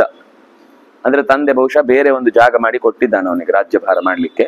ಕಾಂಪಿಲ್ಯದಲ್ಲಿ ವಾಸ ಮಾಡುವಾಗ ಆ ಹೆಣ್ಣು ಇವನ ಜೊತೆಗೆ ಒಡನಾಡುವ ಆ ದಿವಸವೇ ಗೊತ್ತಾಯ್ತು, ಇವನು ನನ್ನದೇ ಜಾತಿ, ನನಗೆ ನನ್ನವರನ್ನೇ ಯಾರನ್ನೋ ಹೀಗೆ ತಂದಿಟ್ಟು ನಚ ಸ್ವಲ್ಪ ಆರಂಭದಲ್ಲಿ ಗೊತ್ತಾಗ್ಲಿಲ್ಲ. ನಚತಾಂ ವೇದ ತಾಂ ಕನ್ಯಾಂ ಕಂಚಿತ್ ಕಾಲಂ ಸ್ತ್ರೀಯಂ ಕಿಲ ಯದಾ ತ್ವೇವ ಏನಾಂ ಅಜಾನಾತ್ ಸಹ ಸ್ತ್ರೀಯಮೇವ. ಇವಳು ಒಬ್ಳು ಸ್ತ್ರೀಯೇ ಅಂತ ಆ ಹೆಣ್ಣು ಅಂತ ಯಾವಾಗ ಗೊತ್ತಾಯ್ತೋ ದಶಾರ್ಣ ದೇಶದ ರಾಜನ ಮಗಳಿಗೆ, ಧಾತ್ರೀಣಾಂಚ ಸಖೀನಾಂಚ ವ್ರೀಡಿತಾನಾಂ ನ್ಯವೇದಯತ್. ನಾಚಿಕೆ ಆಯ್ತಂತೆ. ಎಲ್ಲರ ಮುಂದೆ ಎಷ್ಟು ಘಂಟಾಘೋಷವಾಗಿ ದಶಾರ್ಣ ದೇಶದ ಮಗಳಿಗೆ ದ್ರುಪದನ ಮಗನನ್ನ ಕೊಟ್ಟು ವಿವಾಹ ಮಾಡಿ ಕೊಡ್ತಾ ಇದ್ದಾರೆ ಅಂತ ಊರವರಿಗೆಲ್ಲ ಡಂಗುರ ಸಾರಿ ಮಾಡಿದ ಮದುವೆ. ಆದ್ರೆ ನಾಳೆ ನನ್ನ ಹೆಸರು ಯಾರ ಜೊತೆಗೆ ತಿರುಗಾಡುತ್ತೆ ಅಂತಂದ್ರೆ ದಶಾರ್ಣ ದೇಶದ ಯಾರು ದ್ರುಪದನ ಮಗಳಾದ ಹೆಣ್ಣಿನ ಜೊತೆಗೆ ವಿವಾಹ ಆಯ್ತು ಅಂತ ವ್ರೀಡಿತ, ಅವಳಿಗೆ ನಾಚಿಕೆ ಆಯ್ತಂತೆ. ಆದ್ರೆ ಆ ವಿಷಯ ಧಾತ್ರಿಯರಿಗೂ ಮತ್ತು ಸಖಿಯರಿಗೂ ಗೊತ್ತಾಯ್ತು. ಧಾತ್ರಿಯರು ಅಂದ್ರೆ ಪೋಷಕ ತಾಯಿಯರು, ಅಂದ್ರೆ ತಾಯಿಯ ಸ್ಥಾನದಲ್ಲಿರುವ ಏನಂತಾರೆ ಸಾಕು ತಾಯಿ ಅಂತ ಶಬ್ದ ಬಳಸುವುದು. ಧಾತ್ರಿ ಅಂದ್ರೆ ಸಖಿಯರು, ಗೆಳತಿಯರಿಗೆ ಎಲ್ಲರಿಗೂ ಗೊತ್ತಾಯ್ತು. ಕನ್ಯಾಂ ಪಾಂಚಾಲ ರಾಜಸ ಸುತಾಂ ತಾಂ ವೈ ಶಿಖಂಡಿನಿ. ಇದು ಶಿಖಂಡಿ ಅಲ್ಲ, ಇದು ಶಿಖಂಡಿನಿ, ಇದು ಹೆಣ್ಣಿದು. ಪಾಂಚಾಲ ದೇಶದ ರಾಜ ತನ್ನ ಮಗಳನ್ನೇ ನನಗೆ ಮದುವೆ ಮಾಡಿಕೊಟ್ಟು ಅನ್ಯಾಯ ಮಾಡಿದ್ದಾನೆ ಅಂತ ಬೊಬ್ಬೆ ಹಾಕಿದ್ಲು. ಅದು ರಾಜನಿಗೆ ಧಾತ್ರಿಯರ ಮೂಲಕ ಗೊತ್ತಾಯ್ತು. ದಶಾರ್ಣದ ರಾಜನಿಗೆ ಜಗ್ಮುರಾರ್ತಿಂ ಪರಾಂ ಪ್ರೇಷ್ಯಾಹ ಪ್ರೇಷಯಾಮಾಸುರೇವಚ. ತತ್ ಕೂಡ್ಲೆ ಆ ಧಾತ್ರಿಯರನ್ನ ಪಾಂಚಾಲ ದೇಶದ ರಾಜನಲ್ಲಿಗೆ ಕಳುಹಿಸಿದ್ರು. ಆ ಪ್ರೇಷ್ಯಾಹ ಸೇವಕಿಯರು ಹೋಗಿ ಸರ್ವಾಹ ನ್ಯವೇದಯತ್, ಎಲ್ಲ ವಿಷಯಗಳನ್ನ ಹೇಳಿದ್ರು. ರಾಜನಿಗೆ ಕೋಪ ಬಂದಿತ್ತು. ಈ ತರ ನಮ್ಮನ್ನ ಅವಮಾನಿಸಿ, ಮೋಸದ ಮೇರೆ ಅವಮಾನಿಸುದು ಮಾತ್ರ ಅಲ್ಲ, ಮೋಸ ಮಾಡಿ ಶಿಖಂಡಿಯಿಂದಾದ ಅನ್ಯಾಯಕ್ಕೆ ನಾವು ಪ್ರತೀಕಾರವನ್ನು ತೀರಿಸ್ಕೊಳ್ಬೇಕು ಅಂತ ಅವನ ತಲೆಯಲ್ಲಿ ಬಂತು. ವಿಜಹ, ಆದ್ರೆ ಇದ್ಯಾವುದು ಗೊತ್ತಿಲ್ಲ ಯಾರಿಗೆ, ಶಿಖಂಡಿಗೆ. ಅವಳು ಗುಟ್ಟ ಕಂಡಿಡಿದು ಬಿಟ್ಟಿದ್ದಾಳೆ. ಇವನು ಊರೂರು ತಿರುಗ್ತಾ ಇದ್ದಾನೆ ಆರಾಮಾಗಿ, ಓಡಾಡ್ಕೊಂಡು ಖುಷಿಯಿಂದ ನೆಮ್ಮದಿಯಾಗಿ.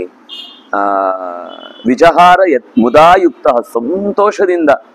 ಸ್ತ್ರೀತ್ವಂ ನೈವಾತಿ ರೋಚಯನ್, ಅವನಿಗೆ ತನ್ನ ದೇಹದಲ್ಲಿರುವ ಸ್ತ್ರೀತ್ವದ ಬಗ್ಗೆ ಒಂದು ಸ್ವಲ್ಪ ಕಿರಿಕಿರಿ ಅನ್ನಿಸ್ತಿತ್ತು.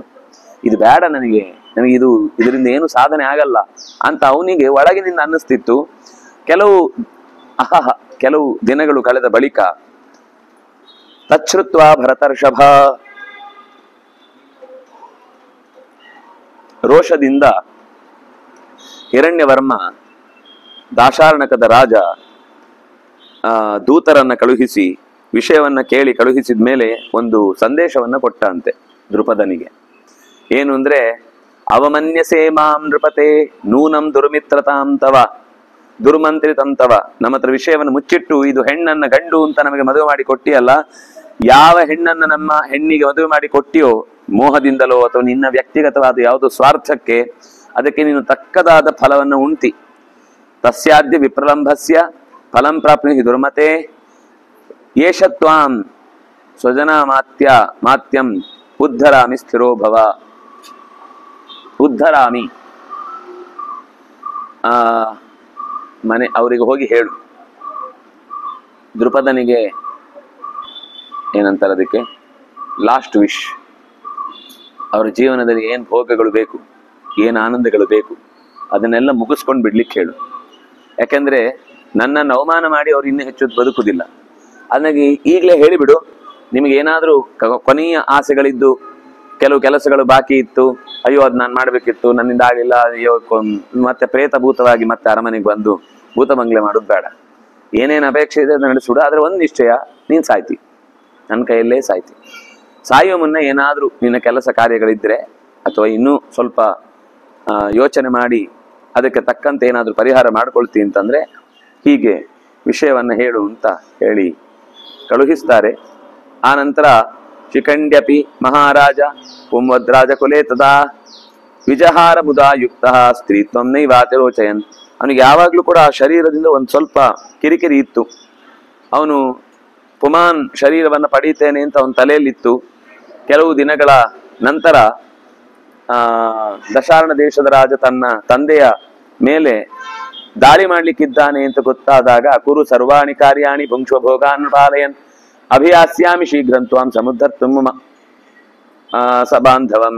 ತನ್ನ ಬಂಧುಗಳನ್ನು, ತನ್ನ ಜೊತೆಗಿದ್ದ ಸಹಕಾರಿ ವರ್ಗವನ್ನು, ಪ್ರಜೆಗಳನ್ನು, ಸೇನಾಧಿಪತಿಗಳನ್ನ ಎಲ್ಲರನ್ನೂ ಹೇಗಾದ್ರೂ ಮಾಡಿ ಉಳಿಸಿಕೊಳ್ಬೇಕು ಅಂತ ಯೋಚನೆ ಮಾಡಿ ಅತ್ತ ಮನೆಯಲ್ಲಿ ಒಂದಿಷ್ಟು ಪ್ರಯತ್ನಗಳು ನಡೆದು ಅವಳಿಗೆ ಸರಿಯಾದ ರೀತಿಯ ಗಂಡೆ ಸಿಗಲಿ ಅನ್ನುವ ಪ್ರಯತ್ನಗಳು ನಡೆದು ಕುರು ಕಲ್ಯಾಣಿ ಸರ್ವಾಣಿ ಕಲ್ಯಾಣಿ ಭುಂಕ್ಷಲೋಭಾನ ಅನುಶಾಚನ ಅನುತ್ತಮಾನ್ ಅಭಿಯಾಸ್ಯಾಮಿ ಶೀಘ್ರಂತ್ವಾಂ ಸಮುದ್ಧರ್ತು ಸಬಾಂಧವಂ. ಆಗ ಎಲ್ಲ ಲೋಕೋತ್ತರವಾದ ಕಾರ್ಯಗಳನ್ನ, ಭೋಗದ ಉತ್ತಮವಾದ ಕೆಲಸಗಳನ್ನ ಮಾಡು, ನಾನು ಕೂಡ ಅಲ್ಲಿಗೆ ಬರ್ತೇನೆ. ಸಮುದ್ಧರ್ತುಂ ಸಬಾಂಧವಾನ್, ಎಲ್ಲ ಬಂಧುಗಳನ್ನ ಕೈ ಹಿಡಿದು ನಡೆಸಲಿಕ್ಕೋಸ್ಕರ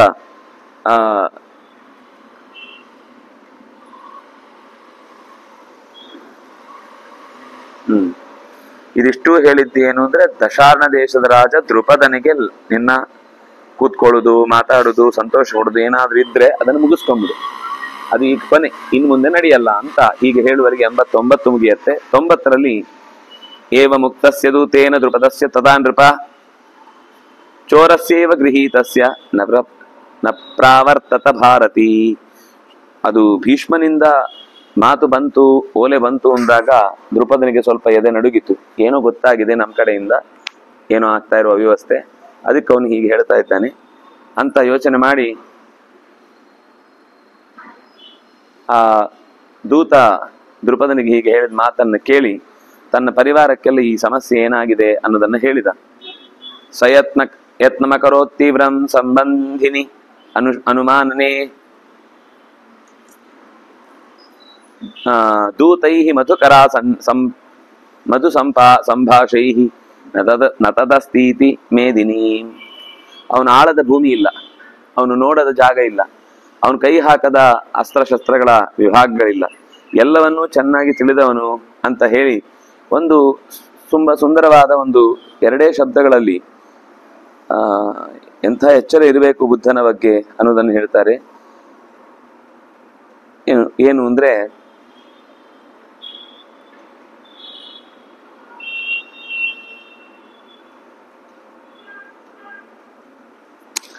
ಎಲ್ಲೋಯ್ತು,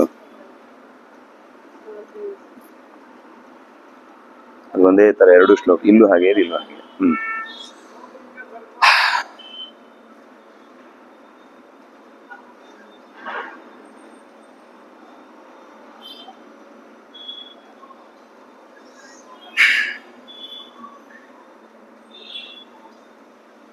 ಕನ್ಯೇತಿ ಪಾಂಚಾಲ ಸುತಾಂ ತ್ವರಮಾಣೋ ವಿನಿರ್ಯಯೌ.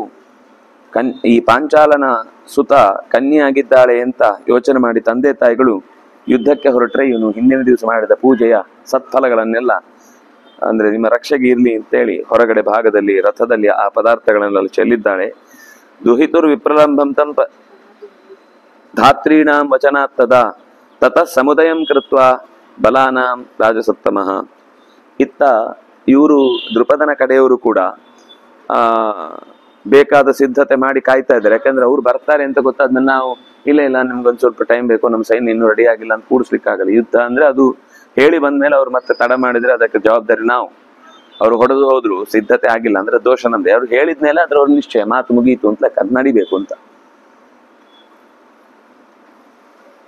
ನಮ್ಗೆ ಏನ್ ಸಮಸ್ಯೆ ಆಯ್ತು ಅಂದ್ರೆ ನಾವು ಯಾವತ್ತೂ ಕೂಡ ಈ ರೀತಿ ವಿಶೇಷ ದಾಳಿಗೆ ಒಳಗಾಗಿಲ್ಲ. ಅದರಿಂದಾಗಿ ಅವಳನ್ನೊಂದು ಕ್ಷೇಮವಾದ ಜಾಗಕ್ಕೆ ತಲುಪಿಸ್ಬೇಕಲ್ಲ. ನಮ್ಗೆ ಈಗ ತೊಂದರೆ ಆಗತ್ತೆ, ನಾವು ಅನುಭವಿಸ್ತೀವಿ. ಅವ್ರು ಮಾಡೋದೇನು ಅಂದ್ರೆ ಯಾವಾಗ್ಲೂ ರಾಜಕುಮಾರಿಯನ್ನು ಎಳ್ಕೊಂಡು ಹೋಗುದಾಗ, ಅದ್ರಲ್ಲಿ ಜರಾಸಂಧ ಹುಡುಗರನ್ನ ಎಳ್ಕೊಂಡು ಹೋಗ್ತಿದ್ದ. ಹುಡುಗಿಯರನ್ನ ಎಳ್ಕೊಂಡು ಹೋದ್ರೆ ಇನ್ನೊಬ್ಬ ಫ್ರೆಂಡ್ ಇದ್ದ ನರಕಾಸುರ, ಅವನು ಓಡಿ ಬರ್ತಿದ್ದ. ಅಯ್ಯೋ ಇದೆಲ್ಲ ನಂಗೆ ತುಂಬಾ ಇಷ್ಟದ ಕೆಲಸ, ನಾನು ಮಾಡ್ತೇನೆ ಅಂತ ಹೇಳಿ ಕರ್ಕೊಂಡು ಹೋಗ್ತಿದ್ದ. ಹಾಗಾಗಿ ಇದರಲ್ಲಿ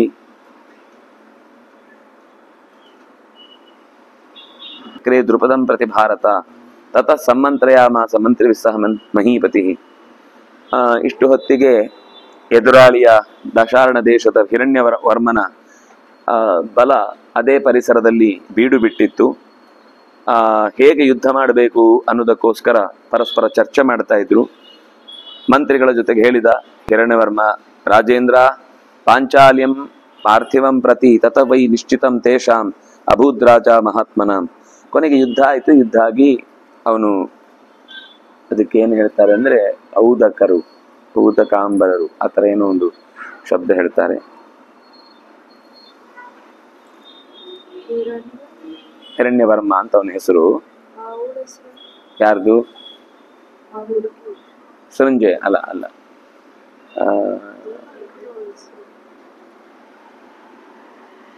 ಮುಂದೆ ಎಲ್ಲೋ ಸಂಜಯ್ ಅಂತ ಎಲ್ಲೋ ಬಂದ ಹಾಗೆ ನೆನಪು ನನಗೆ ಆ ವ್ಯಕ್ತಿ.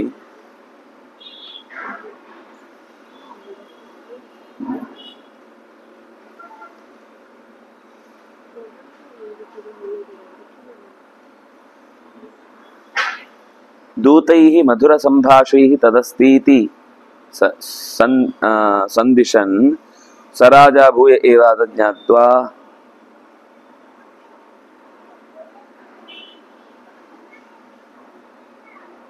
ಒಂದು ಇಷ್ಟು ಸ್ಟಡಿ ಮಾಡಿದ, ಶತ್ರುಗಳು ಬಂದ್ರೆ ಹೇಗೆ ನಾವು ಪ್ರತಿಯಾಗಿ ಉತ್ತರ ಕೊಡಬೇಕು ಅಂತ.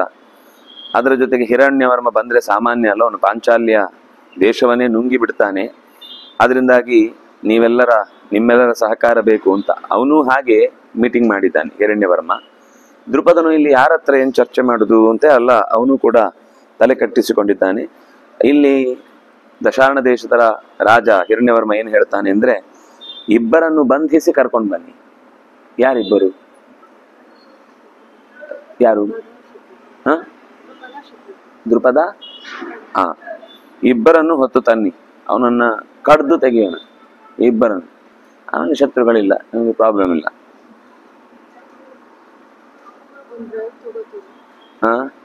ಒಂದು ಸಣ್ಣ ಬ್ರೇಕ್. ಅನುಗ್ರಹದಿಂದಲೇ ಹುಟ್ಟಿದ ಈ ಮಗುವಿಗೆ ಖಂಡಿತವಾಗಿಯೂ ಅದು ಮುಂದೆ ಗಂಡಾಗಿ ಪರಿವರ್ತನೆ ಆಗುತ್ತೆ ಅಂತ ನಂಬಿದ್ದಂತಹ ಆ ತಾಯಿಗೆ ತುಂಬಾ ಧೈರ್ಯದಿಂದಲೇ ಅದನ್ನ ಮದುವೆಗೆ ಒಪ್ಪಿಕೊಂಡು ಬಿಡ್ತಾಳೆ. ಆದ್ರೆ ಅಲ್ಲಿ ಹೋದ್ಮೇಲೆ ಗೊತ್ತಾಗುತ್ತೆ ಆ ಕನ್ಯೆಗೆ ಇದು ಕನ್ಯೆ ಅಲ್ಲ, ಇದು ಗಂಡಲ್ಲ, ಇದು ಕನ್ಯೆ ಅಂತ. ಅವಳು ದಾದಿಯರಿಗೆ ಸಖಿಯರಿಗೆ ಹೇಳ್ತಾಳೆ, ಸಖಿಯರು ರಾಜನಿಗೆ ಹೇಳ್ತಾರೆ. ರಾಜನ ದೂತ ಒಬ್ಬ ಬಂದು ನಿನ್ನ ಕೊನೆಯ ಬಯಕೆಗಳೇನಾದಿದ್ರು ಮುಗಿಸ್ಕೊಂಡ್ಬಿಡು ಅಂತ ಅವನಿಗೆ ಒಂಥರ ನಾವೇನು ಹೇಳ್ತೇವೆ ಅಲ್ಲ, ಅದು ವಿಷಯ ಆಯ್ತು, ಎಚ್ಚರಿಕೆ ಕೊಡ್ತಾನೆ. ನೀನು ಹೀಗೆ ಇರೋದ್ರಿಂದನೇ ನಿನ್ನ ಸಾವನ್ನೇ ನೀನು ತಂದ್ಕೊಳ್ತಾ ಇದ್ದಿತ್ತು. ಕುರು ಸರ್ವಾಣಿ ಕಾರ್ಯಾಣಿ ಭುಂಕ್ಷ್ವ ಭೋಗಾನ್ ಅನುತ್ತಮಾನ್ ಅಭಿಯಾಸ್ಯಸಿ ಶೀಘ್ರಂತ್ವಾಂ ಸಮುದ್ಧರ್ತುಂ ಸಬಾಂಧವಾನ್. ಅಭಿಯಾಸ್ಯಸಿ, ನೀನು ಇಲ್ಲಿಂದ ಹೊರಟು ಬಿಡ್ತಿ. ಬಂಧುಗಳ ಜೊತೆಗೆ ಯಾರನ್ನೂ ನೀನು ಉಳಿಸ್ಕೊಳ್ಳಲ್ಲ. ಮೊದಲು ನನಗೆ ನೀನು ಮತ್ತೆ ನಿನ್ನ ಶಿಖಂಡಿನಿ ಈ ಇಬ್ಬರನ್ನು ಕೊಲ್ತೇನೆ ನಾನು. ಯಾಕಂದ್ರೆ ಅವಳು ಹೇಳಲಿಲ್ಲ, ನೀನು ಧೈರ್ಯವಾಗಿ ಆ ವಿವಾಹಕ್ಕೆ ಮುಂದೆ ನಿಂತು ನಡೆಸಿದೆ ಅಂದಾಗ ನಿಮ್ಮಿಬ್ಬರನ್ನು ಬಿಡಲ್ಲ, ಎಲ್ಲರನ್ನು ಕೊನೆಗೆ ಎಲ್ಲರನ್ನೂ ಮುಗಿಸ್ತೇನೆ. ಅದರಿಂದಾಗಿ ಏನಾದ್ರೂ ಊಟ ಮಾಡೋದಿದ್ರೆ, ಯಾವುದೋ ಒಂದು ಮೊನ್ನೆ ನಾಳ್ದು ಒಂದು ಹಬ್ಬ ಬರುತ್ತೆ, ಚಕ್ಲಿ ಉಂಡೆ ಮಾಡ್ಕೊಂಡು ತಿನ್ಬೇಕು ಅಂತ, ಅದಕ್ಕೆ ಹೆಂಡತಿಗೆ ಹೇಳಿ ಡಬ್ಬಿಯಲ್ಲಿ ಈಗಲೇ ಚಕ್ಲಿ ಪುಡಿ ಹಿಟ್ಟು ರೆಡಿ ಮಾಡಿಟ್ಟಿದ್ರೆ ಅದನ್ನ ಇವತ್ತೇ ಮಾಡಿಸ್ಕೊಂಡು ಕೃಷ್ಣಾಷ್ಟಮಿ ಮುಗಿಸ್ಕೊಂಡು ನೀನೇ ತರ್ಪಣ ಬಿಟ್ಕೊಂಡು ಮಲ್ಕೊಂಡ್ಬಿಡು, ನಾನು ಬಂದು ಯುದ್ಧ ಮಾಡಿ ನಿನ್ನನ್ನ ಕಳಿಸುವುದಷ್ಟೇ ನನ್ನ ಕೆಲಸ ಅಂತ ಹೀಗೆ ಆದೇಶ ಕೊಡ್ತಾನೆ ಅನ್ನುವಲ್ಲಿಗೆ 189ನೆಯ ಅಧ್ಯಾಯ ಮುಕ್ತಾಯ ಆಗುತ್ತೆ. ದಶಾರ್ಣಕೇನ ಪುನಃ ದೂತ ಪ್ರೇಷಣೆ ದೃಪದೇನ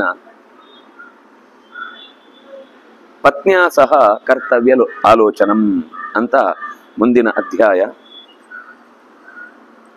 ದಶಾರ್ಣ ದೂತರು ಬರ್ತಾರೆ,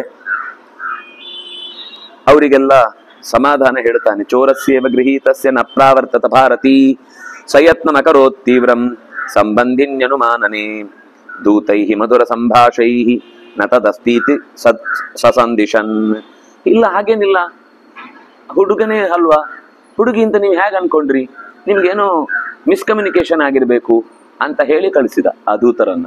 ದೂತರು ಬಂದು ಅವನ ಸಂದೇಶವನ್ನ ಕೊಟ್ರೆ ಇವನು ವಾಪಸ್ ಏನು ಹೆಚ್ಚು ವಿವರಣೆ ಕೊಡ್ಲಿಲ್ಲ. ಯಾಕಂದ್ರೆ ಹೆಚ್ಚು ವಿಷಯಗಳನ್ನು ಮಾತಾಡಿದಷ್ಟು ಅದರಲ್ಲಿ ಕೆಲವೆಲ್ಲ ಯಾವುದೋ ವಿಷಯಗಳು ತಪ್ಪಾಗಿ ಉಲ್ಲೇಖಗೊಂಡದ್ದು ತಪ್ಪು ಸಿಕ್ಕಿಕೊಳ್ಳುವ ಸಂದರ್ಭಗಳು ಜಾಸ್ತಿ.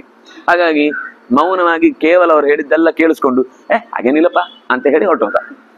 ಅವರು ಅದನ್ನೇ ಹೋಗಿ ರಾಜನಿಗಳು, ಅವನಿಗೆ ಇನ್ನೂ ಕೋಪ ಜಾಸ್ತಿ ಆಯ್ತು. ತತಃ ಸಂಪ್ರೇಷಯಾಮಾಸ ಮಿತ್ರಾಣಾಂ ಅಮಿತೌಜಸಾಂ. ತಾನು ಮಾತ್ರ ಅಲ್ಲ, ತನ್ನ ಮಿತ್ರ ರಾಜರನ್ನೆಲ್ಲರನ್ನು ಸೇರಿಸಿಕೊಂಡು, ಯಾಕೆಂದ್ರೆ ದೃಪದನ ಸೇನೆಯ ಒಂದು ವಿಶೇಷತೆ ನಾವು ಹಿಂದೆ ಒಮ್ಮೆ ನೋಡಿದ್ದೇವೆ. ಎಲ್ಲಿ ಕೌರವರು ಪಾಂಚಾಲವನ್ನು ಪ್ರವೇಶ ಮಾಡಿದಾಗ ಸಮಸ್ತ ಊರಿನ ಸಾಮಾನ್ಯ ಜನರು ಕೂಡ ದೇಶ ಪ್ರೇಮವನ್ನು ಮೆರೆಯುವವರು. ಅವ್ರ ಮನೆಯಲ್ಲಿ ಕುಡುಗೋಲು ಹಿಡಿಕೊಂಡು ಸೈನ್ಯವನ್ನು ಓಡಿಸಿದವರು. ಹಾಗಾಗಿ ಕೂಡ್ಲೆ ಒಂದೇ ಸರ್ತಿಗೆ ನಾನು ಹೋಗಿ ಯುದ್ಧ ಮಾಡ್ತೇನೆ ಅಂದ್ರೆ ಪೆಟ್ಟು ತಿಂದು ಬರುವ ಅಭ್ಯಾಸ. ಆದ್ರಿಂದಾಗಿ ಏನ್ ಮಾಡ್ತಾರೆ ಅಂದ್ರೆ ಸೈನ್ಯ ದೊಡ್ಡದು ಮಾಡ್ತಾರೆ. ಅವನೇ ದೊಡ್ಡ ಸೇನೆ, ಅವನು ಸುದುರ್ಜಯ ಅಂತ ಹೇಳಿದ್ದಾರೆ. ಅದರ ಜೊತೆಗೆ ಈಗ ಮಿತ್ರ ಸೈನ್ಯವನ್ನೆಲ್ಲ ಸೇರಿಸಿಕೊಂಡು ಘಾತಯಿಷ್ಯಾಮ ನೃಪತಿಂ ಪಾಂಚಾಲಂ ಸಶಿಖಂಡಿನಂ, ಶಿಖಂಡಿನಿಯ ಜೊತೆಗಿರುವಂತಹ ದೃಪದನನ್ನು ಎಲ್ಲರೂ ಸೇರಿ ಒಟ್ಟಿಗೆ ಹೊಡೆದು ಮುಗಿಸಿಬಿಡೋಣ. ಸತದಾದೃತಮಾಜ್ಞಾಯ ಪುನರ್ದೂತಾನ್ನರಾಧಿಪ ಪ್ರಸ್ಥಾಪಯತ್ ಪಾರ್ಶತಾಯ ನಿಹನ್ಮೀತಿ ಸ್ಥಿರೋ ಭವ. ಎದೆ ಕೊಟ್ಟು ನಿಂತುಕೋ, ಹೊಡೆಯುವ ಬಾಣಕ್ಕೆ ಸ್ಥಿರವಾಗು ಅಂತ ಮತ್ತೆ ದೂತನನ್ನ ಕಳುಹಿಸಿದ. ಅಂದ್ರೆ ಇಲ್ಲಿ ಗಮನಿಸಿದ್ರೆ ಎಲ್ಲ ಕಡೆಯಲ್ಲೂ ಯುದ್ಧ ಮಾಡುವ ಮುನ್ನ ಅವರಿಗೆ ಎರಡೆರಡು ಸರ್ತಿ ಮತ್ತೆ ಮತ್ತೆ ಎಚ್ಚರಿಕೆ ಕೊಡ್ತಾರೆ. ಅಂದ್ರೆ ಬರ್ಲಿ ಅಂತ ಹೇಳಿದ್ರೆ ಸೀದಾ ಬರ್ತಾರೆ, ಅದಕ್ಕೆ ಸರಿಯಾದ ಪ್ರತಿಕ್ರಿಯೆ ಸಿಗಲಿಲ್ಲ ಅಂದಾಗ ಮತ್ತೊಮ್ಮೆ ಎಚ್ಚರಿಕೆ ಕೊಡ್ತಾರೆ. ಹೀಗೆ ಅವನು ಮತ್ತೆ ಎಚ್ಚರಿಕೆ ಕೊಟ್ಟಾಗ ಪ್ರಕೃತ್ಯ ಸವೈಹಿ ಭೀತಃ. ಈ ಸರ್ತಿ ಸ್ವಲ್ಪ ಭಯ ಆಯ್ತಂತೆ ದೃಪದನಿಗೆ. ಯಾಕೆಂದ್ರೆ ಅವನು ಒಬ್ಬ ಬರುವುದಲ್ಲ, ಈಗ ಅವನ ಜೊತೆಗೆ ಮಿತ್ರ ಪಕ್ಷದವರೆಲ್ಲ ಬರ್ತಾರೆ. ಅಷ್ಟು ಜನರನ್ನು ನಾನು ನಾಳೆ ಶತ್ರುಗಳನ್ನೇ ಎದುರಿಸಬೇಕಾಗುತ್ತೆ, ಒಂಥರ ಇಸ್ರೇಲ್ ತಲಾಗ್ಬಿಡ್ಬೇಕಾಗುತ್ತೆ. ಸುತ್ತಲಿನ ಅಷ್ಟು 8-10 ದೇಶಗಳು ಕೂಡ ವಿರುದ್ಧವಾಗಿ ನಿಲ್ಲುವ ಪರಿಸ್ಥಿತಿ ಬರುತ್ತೆ. ಸ್ವಲ್ಪ ಭಯ ಆಯ್ತು. ಕಿಲ್ ಬೆಶೀಚನರಾಧಿಪ, ತಪ್ಪು ಮಾಡಿದ್ದೇನೆ ಅಂತ ಅನಿಸ್ಬಿಡ್ತು. ಸುಳ್ಳು ಹೇಳಿದ್ದು ಹೌದಲ್ವಾ, ಹೆಣ್ಣು ಅಂತ ಈಗ ಗೊತ್ತಿದ್ಮೇಲೆ ಒಂದು ಹೆಣ್ಣಿಗೆ ಮದುವೆ ಮಾಡಿ ಕೊಟ್ಟದ್ದು ಒಂದು ಅಪರಾಧ ಆಯ್ತಲ್ವಾ ಅಂತ ಅವನ ಒಳಗೆ ಭೀತಿ ಜಾಸ್ತಿ ಆಯ್ತು. ಭಯಂ ತೀವ್ರಂ ಅನುಪ್ರಾಪ್ತ ದೃಪದ ಪೃಥಿವೀಪತಿ. ತೀವ್ರವಾದ ಭಯಕ್ಕೊಳಗಾಗಿ ವಿಸೃಜ್ಯ ದೂತಾಂದಾಶಾರ್ಣೆ ದೃಪದ ಶೋಕಮೂರ್ಛಿತ ಸಮೇತ್ಯ ಭಾರ್ಯಾಂ ರಹಿತೆ ವಾಕ್ಯಮಾಹನರಾಧಿಪ. ಮತ್ತೆ ದೂತರನ್ನ ಕಳುಹಿಸಿಕೊಟ್ಟು ನೀವು ತಪ್ಪು ತಿಳಿದಿದ್ದೀರಿ ಅಂತ ಅವ್ರ ಹತ್ರ ಹೇಳಿ ಕಳುಹಿಸಿ ಗುಟ್ಟಾಗಿ ತನ್ನ ಹೆಂಡತಿಯಲ್ಲಿ ಮಾತನಾಡುವುದಕ್ಕೆ ಬಂದು ನಿಂತ. ಭಯೇನ ಮಹತಾವಿಷ್ಟ ಹೃದಯ ಶೋಕೇನ ಚಾಹತ. ಮಾತಿನಲ್ಲೂ ನಡುಕ, ಹೃದಯದಲ್ಲೂ ತಳಮಳ. ತನ್ನ ಹೆಂಡತಿಯಾದವಳನ್ನ ಕೂರಿಸಿ ಮಾತಾಡ್ತಾ ಇದ್ದಾನೆ. ಅಭಿಯಾಸ್ಯತಿ ಮಾಂ ಕೋಪಾತ್ ಸಂಬಂಧಿ ಸುಮಹಾಬಲಃ. ನಾವು ಯಾರನ್ನ ಬೀಗರನ್ನ ಮಾಡ್ಕೊಂಡು ಅವ್ರ ಮನೆಗೆ ಬೀಗ ಹಾಕ್ಲಿಕ್ಕೆ ಬರ್ತಿದ್ದಾರೆ. ಈಗ ನಾವ್ ಅನ್ಕೊಂಡದ್ದೇನು, ಅವರಿಂದ ಕೈ ಚಾಚಿ ಸಂತೋಷವಾಗಿರೋಣ ಅನ್ಕೊಂಡ್ರೆ ಅವನು ಸುಮಹಾಬಲ ಹಿರಣ್ಯವರ್ಮ ನೃಪತಿ ಕರ್ಷಮಾಣೋ ವರೂಥಿನಿ. ನಮ್ಮ ಇಡೀ ಮನೆಯನ್ನೇ, ಭೂಮಿಯನ್ನೇ, ನಮ್ಮ ಸಮಸ್ತ ಅಧಿಕಾರವನ್ನೇ ಕಸಿಯುವುದಕ್ಕಾಗಿ ಬರ್ತಾ ಇದ್ದಾನೆ. ಕಿಮಿದಾನೇಂ ಕರಿಷ್ಯಾವಹ ಮೂಢೌ ಕನ್ಯಾಮಿಮಾಂ ಪ್ರತಿ. ಈ ಹುಡುಗಿಗೆ ಹೇಗಪ್ಪ ಒಳ್ಳೆ ಗತಿ ಕಾಣಿಸುದು? ಇವಳನ್ನು ಎಲ್ಲಿ ನಾವು ಸಂರಕ್ಷಣೆಗೆ ಒಳಪಡಿಸುವುದು? ಶಿಖಂಡಿ ಕಿಲ ಪುತ್ರಸ್ಥೆ ಕನ್ಯೇತಿ ಪರಿಶಂಕಿತ. ನೀನೇ ಅಲ್ವಾ ನನಗೆ ಪುತ್ರೋಜಾತ ಅಂತ ಜೋರಾಗಿ ಬೊಬ್ಬೆ ಹೊಡೆದು ಎಲ್ಲರಿಗೂ ಅದನ್ನೇ ತಿಳಿಸಿಕೊಟ್ಟದ್ದು. ಇತಿ ಸಂಚಿಂತ್ಯ ಯತ್ನೇನು. ಈಗ ಏನ್ ಮಾಡುದು ಅಂತ ಗೊತ್ತಾಗ್ತಿಲ್ಲ. ಅವಳ ಪರಿಸ್ಥಿತಿ ಏನು, ನಮ್ಮ ಪರಿಸ್ಥಿತಿ ಏನು? ಅವಳಿಗೆ ವಿವಾಹ ಮಾಡಿ ಕೊಟ್ಟದ್ರಿಂದ ಈ ಸಮಸ್ಯೆ ದೊಡ್ಡದಾಯ್ತು. ಹಾಗೆ ಮನೆಯಲ್ಲಿ ಇದ್ದಿದ್ರೆ ಈ ಸಮಸ್ಯೆಗೆ ಯಾರು ಬರ್ತಿರ್ಲಿಲ್ಲ. ಇದು ಕೊಟ್ಟು ಹೊಡೆಸ್ಕೊಳ್ಳುದು ಅಂತ, ತಾವೇ ಕೋಲ್ ಕೊಟ್ಟು ಬೆನ್ ಕೊಟ್ಟು ಹೊಡೀರಿ ಅಂತ ಹೊಡೆಸ್ಕೊಂಡಾಗಿದೆ ಇದು ಪರಿಸ್ಥಿತಿ. ಆದ್ರಿಂದ ಇದನ್ನೇನ್ ಮಾಡುದು? ಆಗ ವಂಚಿತೋಸ್ಮೀತಿ ಮನ್ವಾನೋ ಮಾಂ ಕಿಲೋದ್ಧರ್ತುಮಿಚ್ಛತಿ. ನೀನೇ ಏನಾದ್ರೂ ಮಾಡಿ, ನಾನು ತುಂಬಾ ಕಷ್ಟದಲ್ಲಿದ್ದೇನೆ, ನನಗೆ ಏನ್ ಮಾಡ್ಬೇಕು ಅಂತ ಗೊತ್ತಾಗ್ತಾ ಇಲ್ಲ. ಮಗ ಅಂತ ನಾನು ಹೇಳಿಕೊಂಡು ತಿರುಗಿದ್ದೆ ಇವತ್ತೊಂದು ತೊಂದರೆಗೆ ಕಾರಣ ಆಯ್ತು. ಒಳಗಿನಿಂದ ಏನಾದ್ರೂ ಬೇರೆ ಸಂಗತಿ ನಿನಗೂ ಏನಾದ್ರೂ ಯೋಚನೆ ಇದ್ರೆ ಹೇಳು. ಒಳಗಿನ ಸಂಗತಿ ತಥ್ಯ ಮಿಥ್ಯಗಳ ಬಗ್ಗೆ ವ್ಯತ್ಯಾಸ ಇದ್ರೆ ಹೇಳು. ಇನ್ನ ಒಳ್ಳೆಯ ಏನಾದ್ರೂ ಉಪಾಯದ ಮಾತುಗಳೇನಾದ್ರೂ ಸಿಕ್ಕಿದ್ರೆ ಸ್ವಲ್ಪ ಸಂಧಾನ ಮಾಡಿ ಅವನನ್ನ ಹಿಂದಕ್ಕೆ ಕಳುಹಿಸಿ ನಾವು ಸ್ವಲ್ಪ ಉಸಿರು 4 ಜಾಸ್ತಿ ತಗೊಳ್ಬಹುದು. ಇಲ್ಲಾಂದ್ರೆ ಅಲ್ಲಿಗೆ ನಿಲ್ಲಿಸ್ಬಿಡ್ತಾರೆ ಅವರು. ಅಹಂ ಹಿ ಸಂಶಯ ಪ್ರಾಪ್ತ ಬಾಲಾಚೇಯಂ ಶಿಖಂಡಿನಿ. ಇದು ಪಾಪ ಸಣ್ಣ ವಯಸ್ಸಿನವನು, ಇನ್ನು ಏನು ಜಗತ್ತನ್ನೇ ನೋಡೇ ಇಲ್ಲ, ಅಂಥವನಿಗೆ ಈ ಕಷ್ಟ ನಮ್ಮಿಂದಾಗಿ ಬಂದು ಹೋಯ್ತಲ್ವಾ. ಸತ್ವಂ ರಾಜ್ಞಿ ಮಹತ್ಕೃಚ್ಛ್ರಂ ಸಂಪ್ರಾಪ್ತ ವರವರ್ಣಿನಿ ಸಾತ್ವಂ ಸರ್ವ ವಿಮೋಕ್ಷಾಯ ತತ್ವಮಾಖ್ಯಾಹಿ ಪೃಚ್ಛತಃ. ಅವಳನ್ನು ಹೇಗಾದ್ರೂ ಬಚಾವ್ ಮಾಡಬೇಕು ಅನ್ನೋದಕ್ಕೋಸ್ಕರ ಏನಾದ್ರೂ ಸರಿಯಾದ ಸಂಗತಿ ಏನಿದೆ, ನೀನ್ ಹೆತ್ತಾಗ ಏನಿತ್ತು, ಏನಾಯ್ತು, ಅಲ್ಲೇನಾದ್ರೂ ವಿಶೇಷ ನಡೀತು, ನೀನ್ ಯಾಕೆ ಪುತ್ರ ಜಾತಃ ಅಂತಾನೆ ಹೇಳಿ ಅದನ್ನೇ ಮುಂದುವರಿಸ್ಕೊಂಡು ಬಂದಿ. ಆಗ ಜಾನತಾ ಹಿ ನರೇಂದ್ರೇಣ ಖ್ಯಾಪನಾರ್ಥಂ ಪರಸ್ಯ ಚ ಪ್ರಕಾಶಂ ಚೋಜಿತಾ ದೇವಿ ಪ್ರತ್ಯುವಾಚ ಮಹೀಪತೀಂ. ಆಗ ಅವಳು ಕೂಡ ರಾಜನಿಗೆ ಸಮಾಧಾನದ ಮಾತುಗಳನ್ನು ಹೇಳಲಿಕ್ಕೋಸ್ಕರ ಮುಂದುವರಿತಾ ಹೀಗೆ ಹೇಳಿದ್ಲು. ಅಲ್ಲಿಗೆ 190ನೇ ಅಧ್ಯಾಯ ಮುಕ್ತಾಯ ಆಯಿತು. ಭೀಷ್ಮ ಉವಾಚ ತತ ಶಿಖಂಡಿನೋ ಮಾತಾ ಯಥಾ ತತ್ವಂ ನರಾಧಿಪ ಆಚಚಕ್ಷೆ ಮಹಾಬಾಹೋ ಭರ್ತ್ರೆ ಕನ್ಯಾಂ ಶಿಖಂಡಿನಿ. ಆ ಶಿಖಂಡಿನಿಯ ತಾಯಿ ನಡೆದ ಸಂಗತಿಯನ್ನ ಮತ್ತೆ ಆಚಚಕ್ಷೆ ಬಿಡಿಸಿ ಹೇಳ್ತಾಳೆ. ಅಪುತ್ರಯ ಮಯಾ ರಾಜನ್ ಸಪತ್ನೀನಾಂ ಭಯಾದಿದಂ ಕನ್ಯಾ ಶಿಖಂಡಿನಿ ಜಾತ ಪುರುಷೋ ವೈ ನಿವೇದಿತ. ಒಂದು ವೇಳೆ ನಾನು ಗಂಡು ಸಂತತಿ ಅಂತ ಹೇಳದಿದ್ರೆ, ಅಥವಾ ನಿಮಗೂ ಕೂಡ ಆ ವರ ಸಿಕ್ಕಿದೆ ಅನ್ನುವ ಮಾತನ್ನ ನಾನು ಭರವಸೆ ತುಂಬಬೇಕಾಗಿದ್ರೆ ನಾನು ಪುತ್ರೋಜಾತ ಅಂತ ಹೇಳಬೇಕಿತ್ತು. ಯಾಕಂದ್ರೆ ಬೇರೆ ಹೆಣ್ಣಂದಿರಲ್ಲಿ ಮುಂದೆ ಮಕ್ಕಳು ಹುಟ್ಟಿದ್ರೆ ಅವ್ರಿಗೆ ರಾಜ್ಯ ಹೋಗ್ಬಿಡುತ್ತೆ. ಆದ್ರೆ ಈಗ ಈ ಮಗುವಿಗೆ ಗಂಡು ಅಂತಾದಾಗ ಇದಕ್ಕೆ ರಾಜ್ಯ ಕೊಡೋದಕ್ಕೆ ಏನು ಮುಂದೆ ಗಂಡಾಗತ್ತೆ ನಿಶ್ಚಯ ಇದೆ ನನಗೆ. ಆದ್ರಿಂದಾಗಿ ಗಂಡಾಗಿ ಆಗ್ತಾನೆ. ಈಗಲೇ ಅದನ್ನು ಹೇಳಿಬಿಟ್ರಿ. ಇಲ್ಲ ಅಂದ್ರೆ ಏನಂದ್ರೆ ಹೇಗೂ ಹೆಣ್ಣು ಹುಟ್ಟಿದ್ದಲ್ವಾ, ನಮ್ಗೆ ವಿವಾಹವಾದಾಗ ಯಾರಾದ್ರೂ ಮುಂದೆ ಮದುವೆ ಮಕ್ಕಳು ಹುಟ್ಟಿದಾಗ ಕೊನೆಗೆ ಇವನು ಈಗ ಕನ್ಯೆ ಇದ್ದವನು, ಹಾಗಾಗಿ ಅವರಿಗೆ ಮಕ್ಕಳನ್ನ ರಾಜನನ್ನಾಗಿ ಮಾಡಿ ಅಂದ್ರೆ ಆಗ ಈ ಮಗುವಿಗೆ ಇರುವ ಅಧಿಕಾರ ತಪ್ಪಿ ಹೋಗುತ್ತೆ. ಈ ಕಾರಣಕ್ಕಾಗಿ ಕನ್ಯಾ ಶಿಖಂಡಿನಿ ಜಾತ ಪುರುಷೋ ವೈ ನಿವೇದಿತ. ಹುಟ್ಟಿದ್ದು ಹುಡುಗಿಯಾದ್ರೂ ಪುರುಷನಾಗಿ ನಿನಗೆ ನಿವೇದಿಸಿದೆ. ತ್ವಯಾಚೈವ ನರಶ್ರೇಷ್ಠ ತನ್ಮೇ ಪ್ರೀತ್ಯಾನುಮೋದಿತಂ. ನೀನು ಕೂಡ ಅವತ್ತು ಒಪ್ಪಿಕೊಂಡಿ ಅಲ್ವಾ. ನೀನು ಒಪ್ಪಿಕೊಂಡ ಮೇಲೇನೆ ನಾನು ಅದನ್ನ ಎಲ್ಲರ ಹತ್ರನೂ ಹೇಳಿದ್ದು. ನೀನು ಅವತ್ತು ಒಪ್ಪಿಕೊಂಡದ್ರ ಅನುಮೋದಿತ ತ್ವಯೈವ. ನೀನೇ ಅದನ್ನ ಅವತ್ತು ನನಗೆ ನನ್ನ ಮಾತನ್ನ ಒಪ್ಪಿಕೊಂಡದ್ದು, ನನ್ನ ಮತಿಯನ್ನ. ಭಾರ್ಯಾ ಚೋಡ ತ್ವಯಾ ರಾಜನ್ ದಾಶಾರಣಾಧಿಪತೆ ಸುತ. ನೀನು ಆ ದಾಶಾರಣ ದೇಶದ ಮಗಳನ್ನು ಕೂಡ ಮಗನಿಗೆ ಅಂದ್ರೆ ಮದುವೆ ಮಾಡಿಕೊಟ್ಟಿ ಶಿಖಂಡಿಗೆ. ಮಯಾಚ ಪ್ರತ್ಯಭಿಹಿತಂ ದೇವವಾಕ್ಯಾರ್ಥ ದರ್ಶನಾತ್. ದೇವರ ವಾಕ್ಯ ಸುಳ್ಳಾಗುವುದಿಲ್ಲ ಅಂತ ಆಗ್ಲೂ ನಾನು ನಿಶ್ಚಯ ಮಾಡಿಕೊಂಡೇ ನಿನಗೆ ಅದನ್ನು ಹೇಳಿದ್ದು. ಕನ್ಯಾ ಭೂತ್ವ ಪುಮಾನ್ ಭಾವಿ ತೇವಂ ಚೈತದುಪೇಕ್ಷಿತಂ. ಮುಂದೆ ಆಗಬಹುದಾದ ಸಮಸ್ಯೆಯನ್ನ ಈ ಹೆಣ್ಣೆ ಮುಂದೆ ಗಂಡಾಗಿ ಬದಲಾಗ್ತಾನೆ, ಆದ್ರಿಂದಾಗಿ ನಾವು ಉಪೇಕ್ಷೆ ಮಾಡಿದ್ವಿ. ಏನಾದ್ರೂ ಸಮಸ್ಯೆ ಬಂದ್ರೆ, ಯಾಕಂದ್ರೆ ಅವನು ಟೈಮ್ ಹೇಳಲಿಲ್ಲ, ಇಷ್ಟು ವರ್ಷದ ತನಕ ಹೆಣ್ಣಾಗಿದ್ದು ಆಮೇಲೆ ಗಂಡಾಗ್ತಾನೆ ಅಂತ. ಇದು ಬಹುಶಃ ಸಾಯೋ ಟೈಮಿಗೆ ಗಂಡಾಗುವ ಪರಿಸ್ಥಿತಿಯೋ ಗೊತ್ತಿಲ್ಲ ಏನು ಅಂತ. ಆದ್ರಿಂದಾಗಿ ನಾನು ನಂಬಿಕೆ ಈಗಲೂ ಇದೆ, ಆದ್ರೆ ಎಲ್ಲಿ ತನಕ ಅಂತ ಗೊತ್ತಿಲ್ಲ. ಆದ್ರೆ ಉಪೇಕ್ಷೆ ಮಾಡಿದ್ದಂತೂ ಹೌದು. ಪುಮಾನ್ ಭಾವಿ, ಮುಂದೆ ಇದು ಖಂಡಿತ ಗಂಡಾಗುತ್ತೆ ಅನ್ನೋದಕ್ಕೋಸ್ಕರ ಈ ವಿವಾಹದಿಂದ ಮುಂದೊದಗಬಹುದಾದ ಅಪಾಯಗಳ ಬಗೆಗಿನ ಯೋಚನೆಯನ್ನು ನಾವು ನಿರ್ಲಕ್ಷ್ಯ ಮಾಡಿದ್ವಿ, ಉಪೇಕ್ಷೆ ಮಾಡಿದ್ವಿ. ಏತಚ್ಛ್ರುತ್ವ ದೃಪದೋ ಯಜ್ಞಸೇನ, ಅವನ ಹೆಸರು ಯಜ್ಞಸೇನ ಅಂತ, ಅದರಿಂದಾಗಿ ಅವಳಿಗೆ ಯಾಜ್ಞಸೇನಿ ಅಂತ ಹೆಸರು. ಪೃಷತ ಅನ್ನೋದು ಇವನ ಪೂರ್ವಜನ ಹೆಸರು. ದೃಪದನ ತಂದೆಯ ಹೆಸರು ಪೃಷತ ಅಂತ. ದೃಪದ ಅಂತ ಯಾಕೆ ಹೆಸರು ಬಂತು ಅಂದ್ರೆ ಹುಟ್ಟಿದ ಕ್ರಮದಲ್ಲಿ. ಪದದ ಅಡಿಗೆ ಧೃತಂ, ಅವನ ಆ ಪೃಷತ ತನ್ನ ದೇಹದ ಧಾತು ಒಬ್ಬಳ ಅಪ್ಸರೆಯನ್ನು ನೋಡಿ ಕೆಳಕ್ಕೆ ಬಿದ್ದಾಗ ಕಾಲಿನಿಂದ ಮುಚ್ಚಿಟ್ಟ ಅಂತೆ. ಆದ್ರಿಂದ ಇದು ಹುಟ್ಟುವ ಮಗುವಿಗೆ ಹೆಸರೇ ಕಾಲಿಂದ ಮುಚ್ಚಿಟ್ಟವ ಅಂತ, ಅದನಿಗೆ ದೃಪದ ಅಂತ ಅವನಿಗೆ ಹೆಸರು ಬಂತು.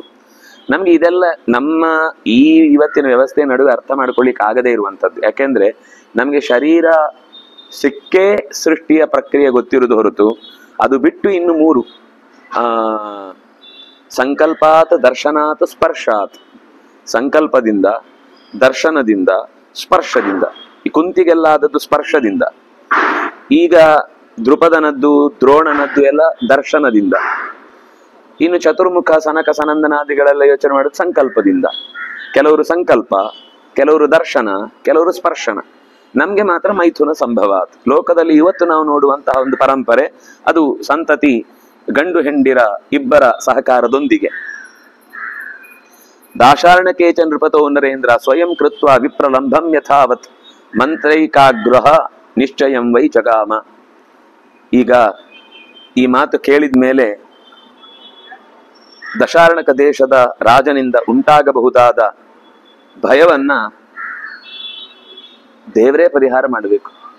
ಇನ್ಯಾರು ನನ್ನನ್ನ ಉದ್ಧರಿಸ್ಲಿಕ್ಕೆ ಸಾಧ್ಯ ಇಲ್ಲ, ನನ್ನನ್ನ ಬದುಕಿಸ್ಲಿಕ್ಕೆ ಸಾಧ್ಯ ಇಲ್ಲ ಅಂತ ಅವನು ಯೋಚನೆ ಮಾಡಿ ಸ್ವಭಾವ ಗುಪ್ತಂ ನಗರಂ ಆಪತ್ಕಾಲೇ ತು ಭಾರತ ಗೋಪಯಾಮಾಸ ರಾಜೇಂದ್ರ ಸರ್ವತಃ ಸಮಲಂಕೃತಂ. ಆದ್ರೆ ಯಾರಿಗೂ ಇದರ ಬಗ್ಗೆ ಗೊತ್ತು ಮಾಡಲಿಲ್ಲ. ಊರಿನಲ್ಲಿ ಹೀಗಾಗುತ್ತೆ, ಇನ್ನಾಗುತ್ತೆ, ಮತ್ತೊಂದಾಗುತ್ತೆ, ಏನು ಹೇಳಲಿಲ್ಲ. ಆರ್ತಿಂಚ ಪರಮಾಂ ರಾಜ ಜಗಾಮ ಸಹ ಭಾರ್ಯಯ.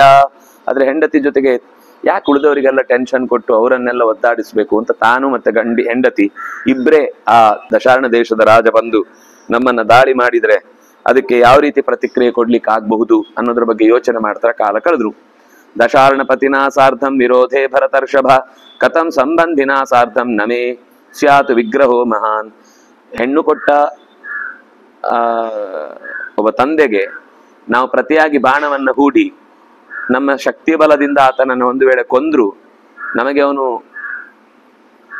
ಬಂಧು ಆದ್ರಿಂದಾಗಿ ಅವನನ್ನು ಕೊಂದು ಬದುಕುದ್ರಲ್ಲಿ ಏನು ಅರ್ಥ ಇಲ್ಲ. ವಿಗ್ರಹ ಅಂದ್ರೆ ಕಲಹ ಅಥವಾ ಯುದ್ಧ ಶತ್ರುತ್ವ ನನಗೆ ಯಾಕೋ ರುಚಿ ಆಗ್ತಾ ಇಲ್ಲ, ನನಗೆ ಸರಿ ಅಂತ ಅನ್ನಿಸ್ತಾ ಇಲ್ಲ.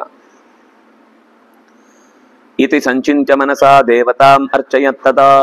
ದೇವರನ್ನ ಗಟ್ಟಿಯಾಗಿ ಕೈ ಮುಗಿದು ನಮಸ್ಕಾರ ಮಾಡಿ ಅರ್ಚನೆ ಮೆಚ್ಚಿಸುವ ಕೆಲಸವನ್ನ ಮಾಡಿದ. ತಂತು ದೃಷ್ಟ ತದಾ ರಾಜನ್ ದೇವಿ ದೇವ ಪರಂ ತದಾ.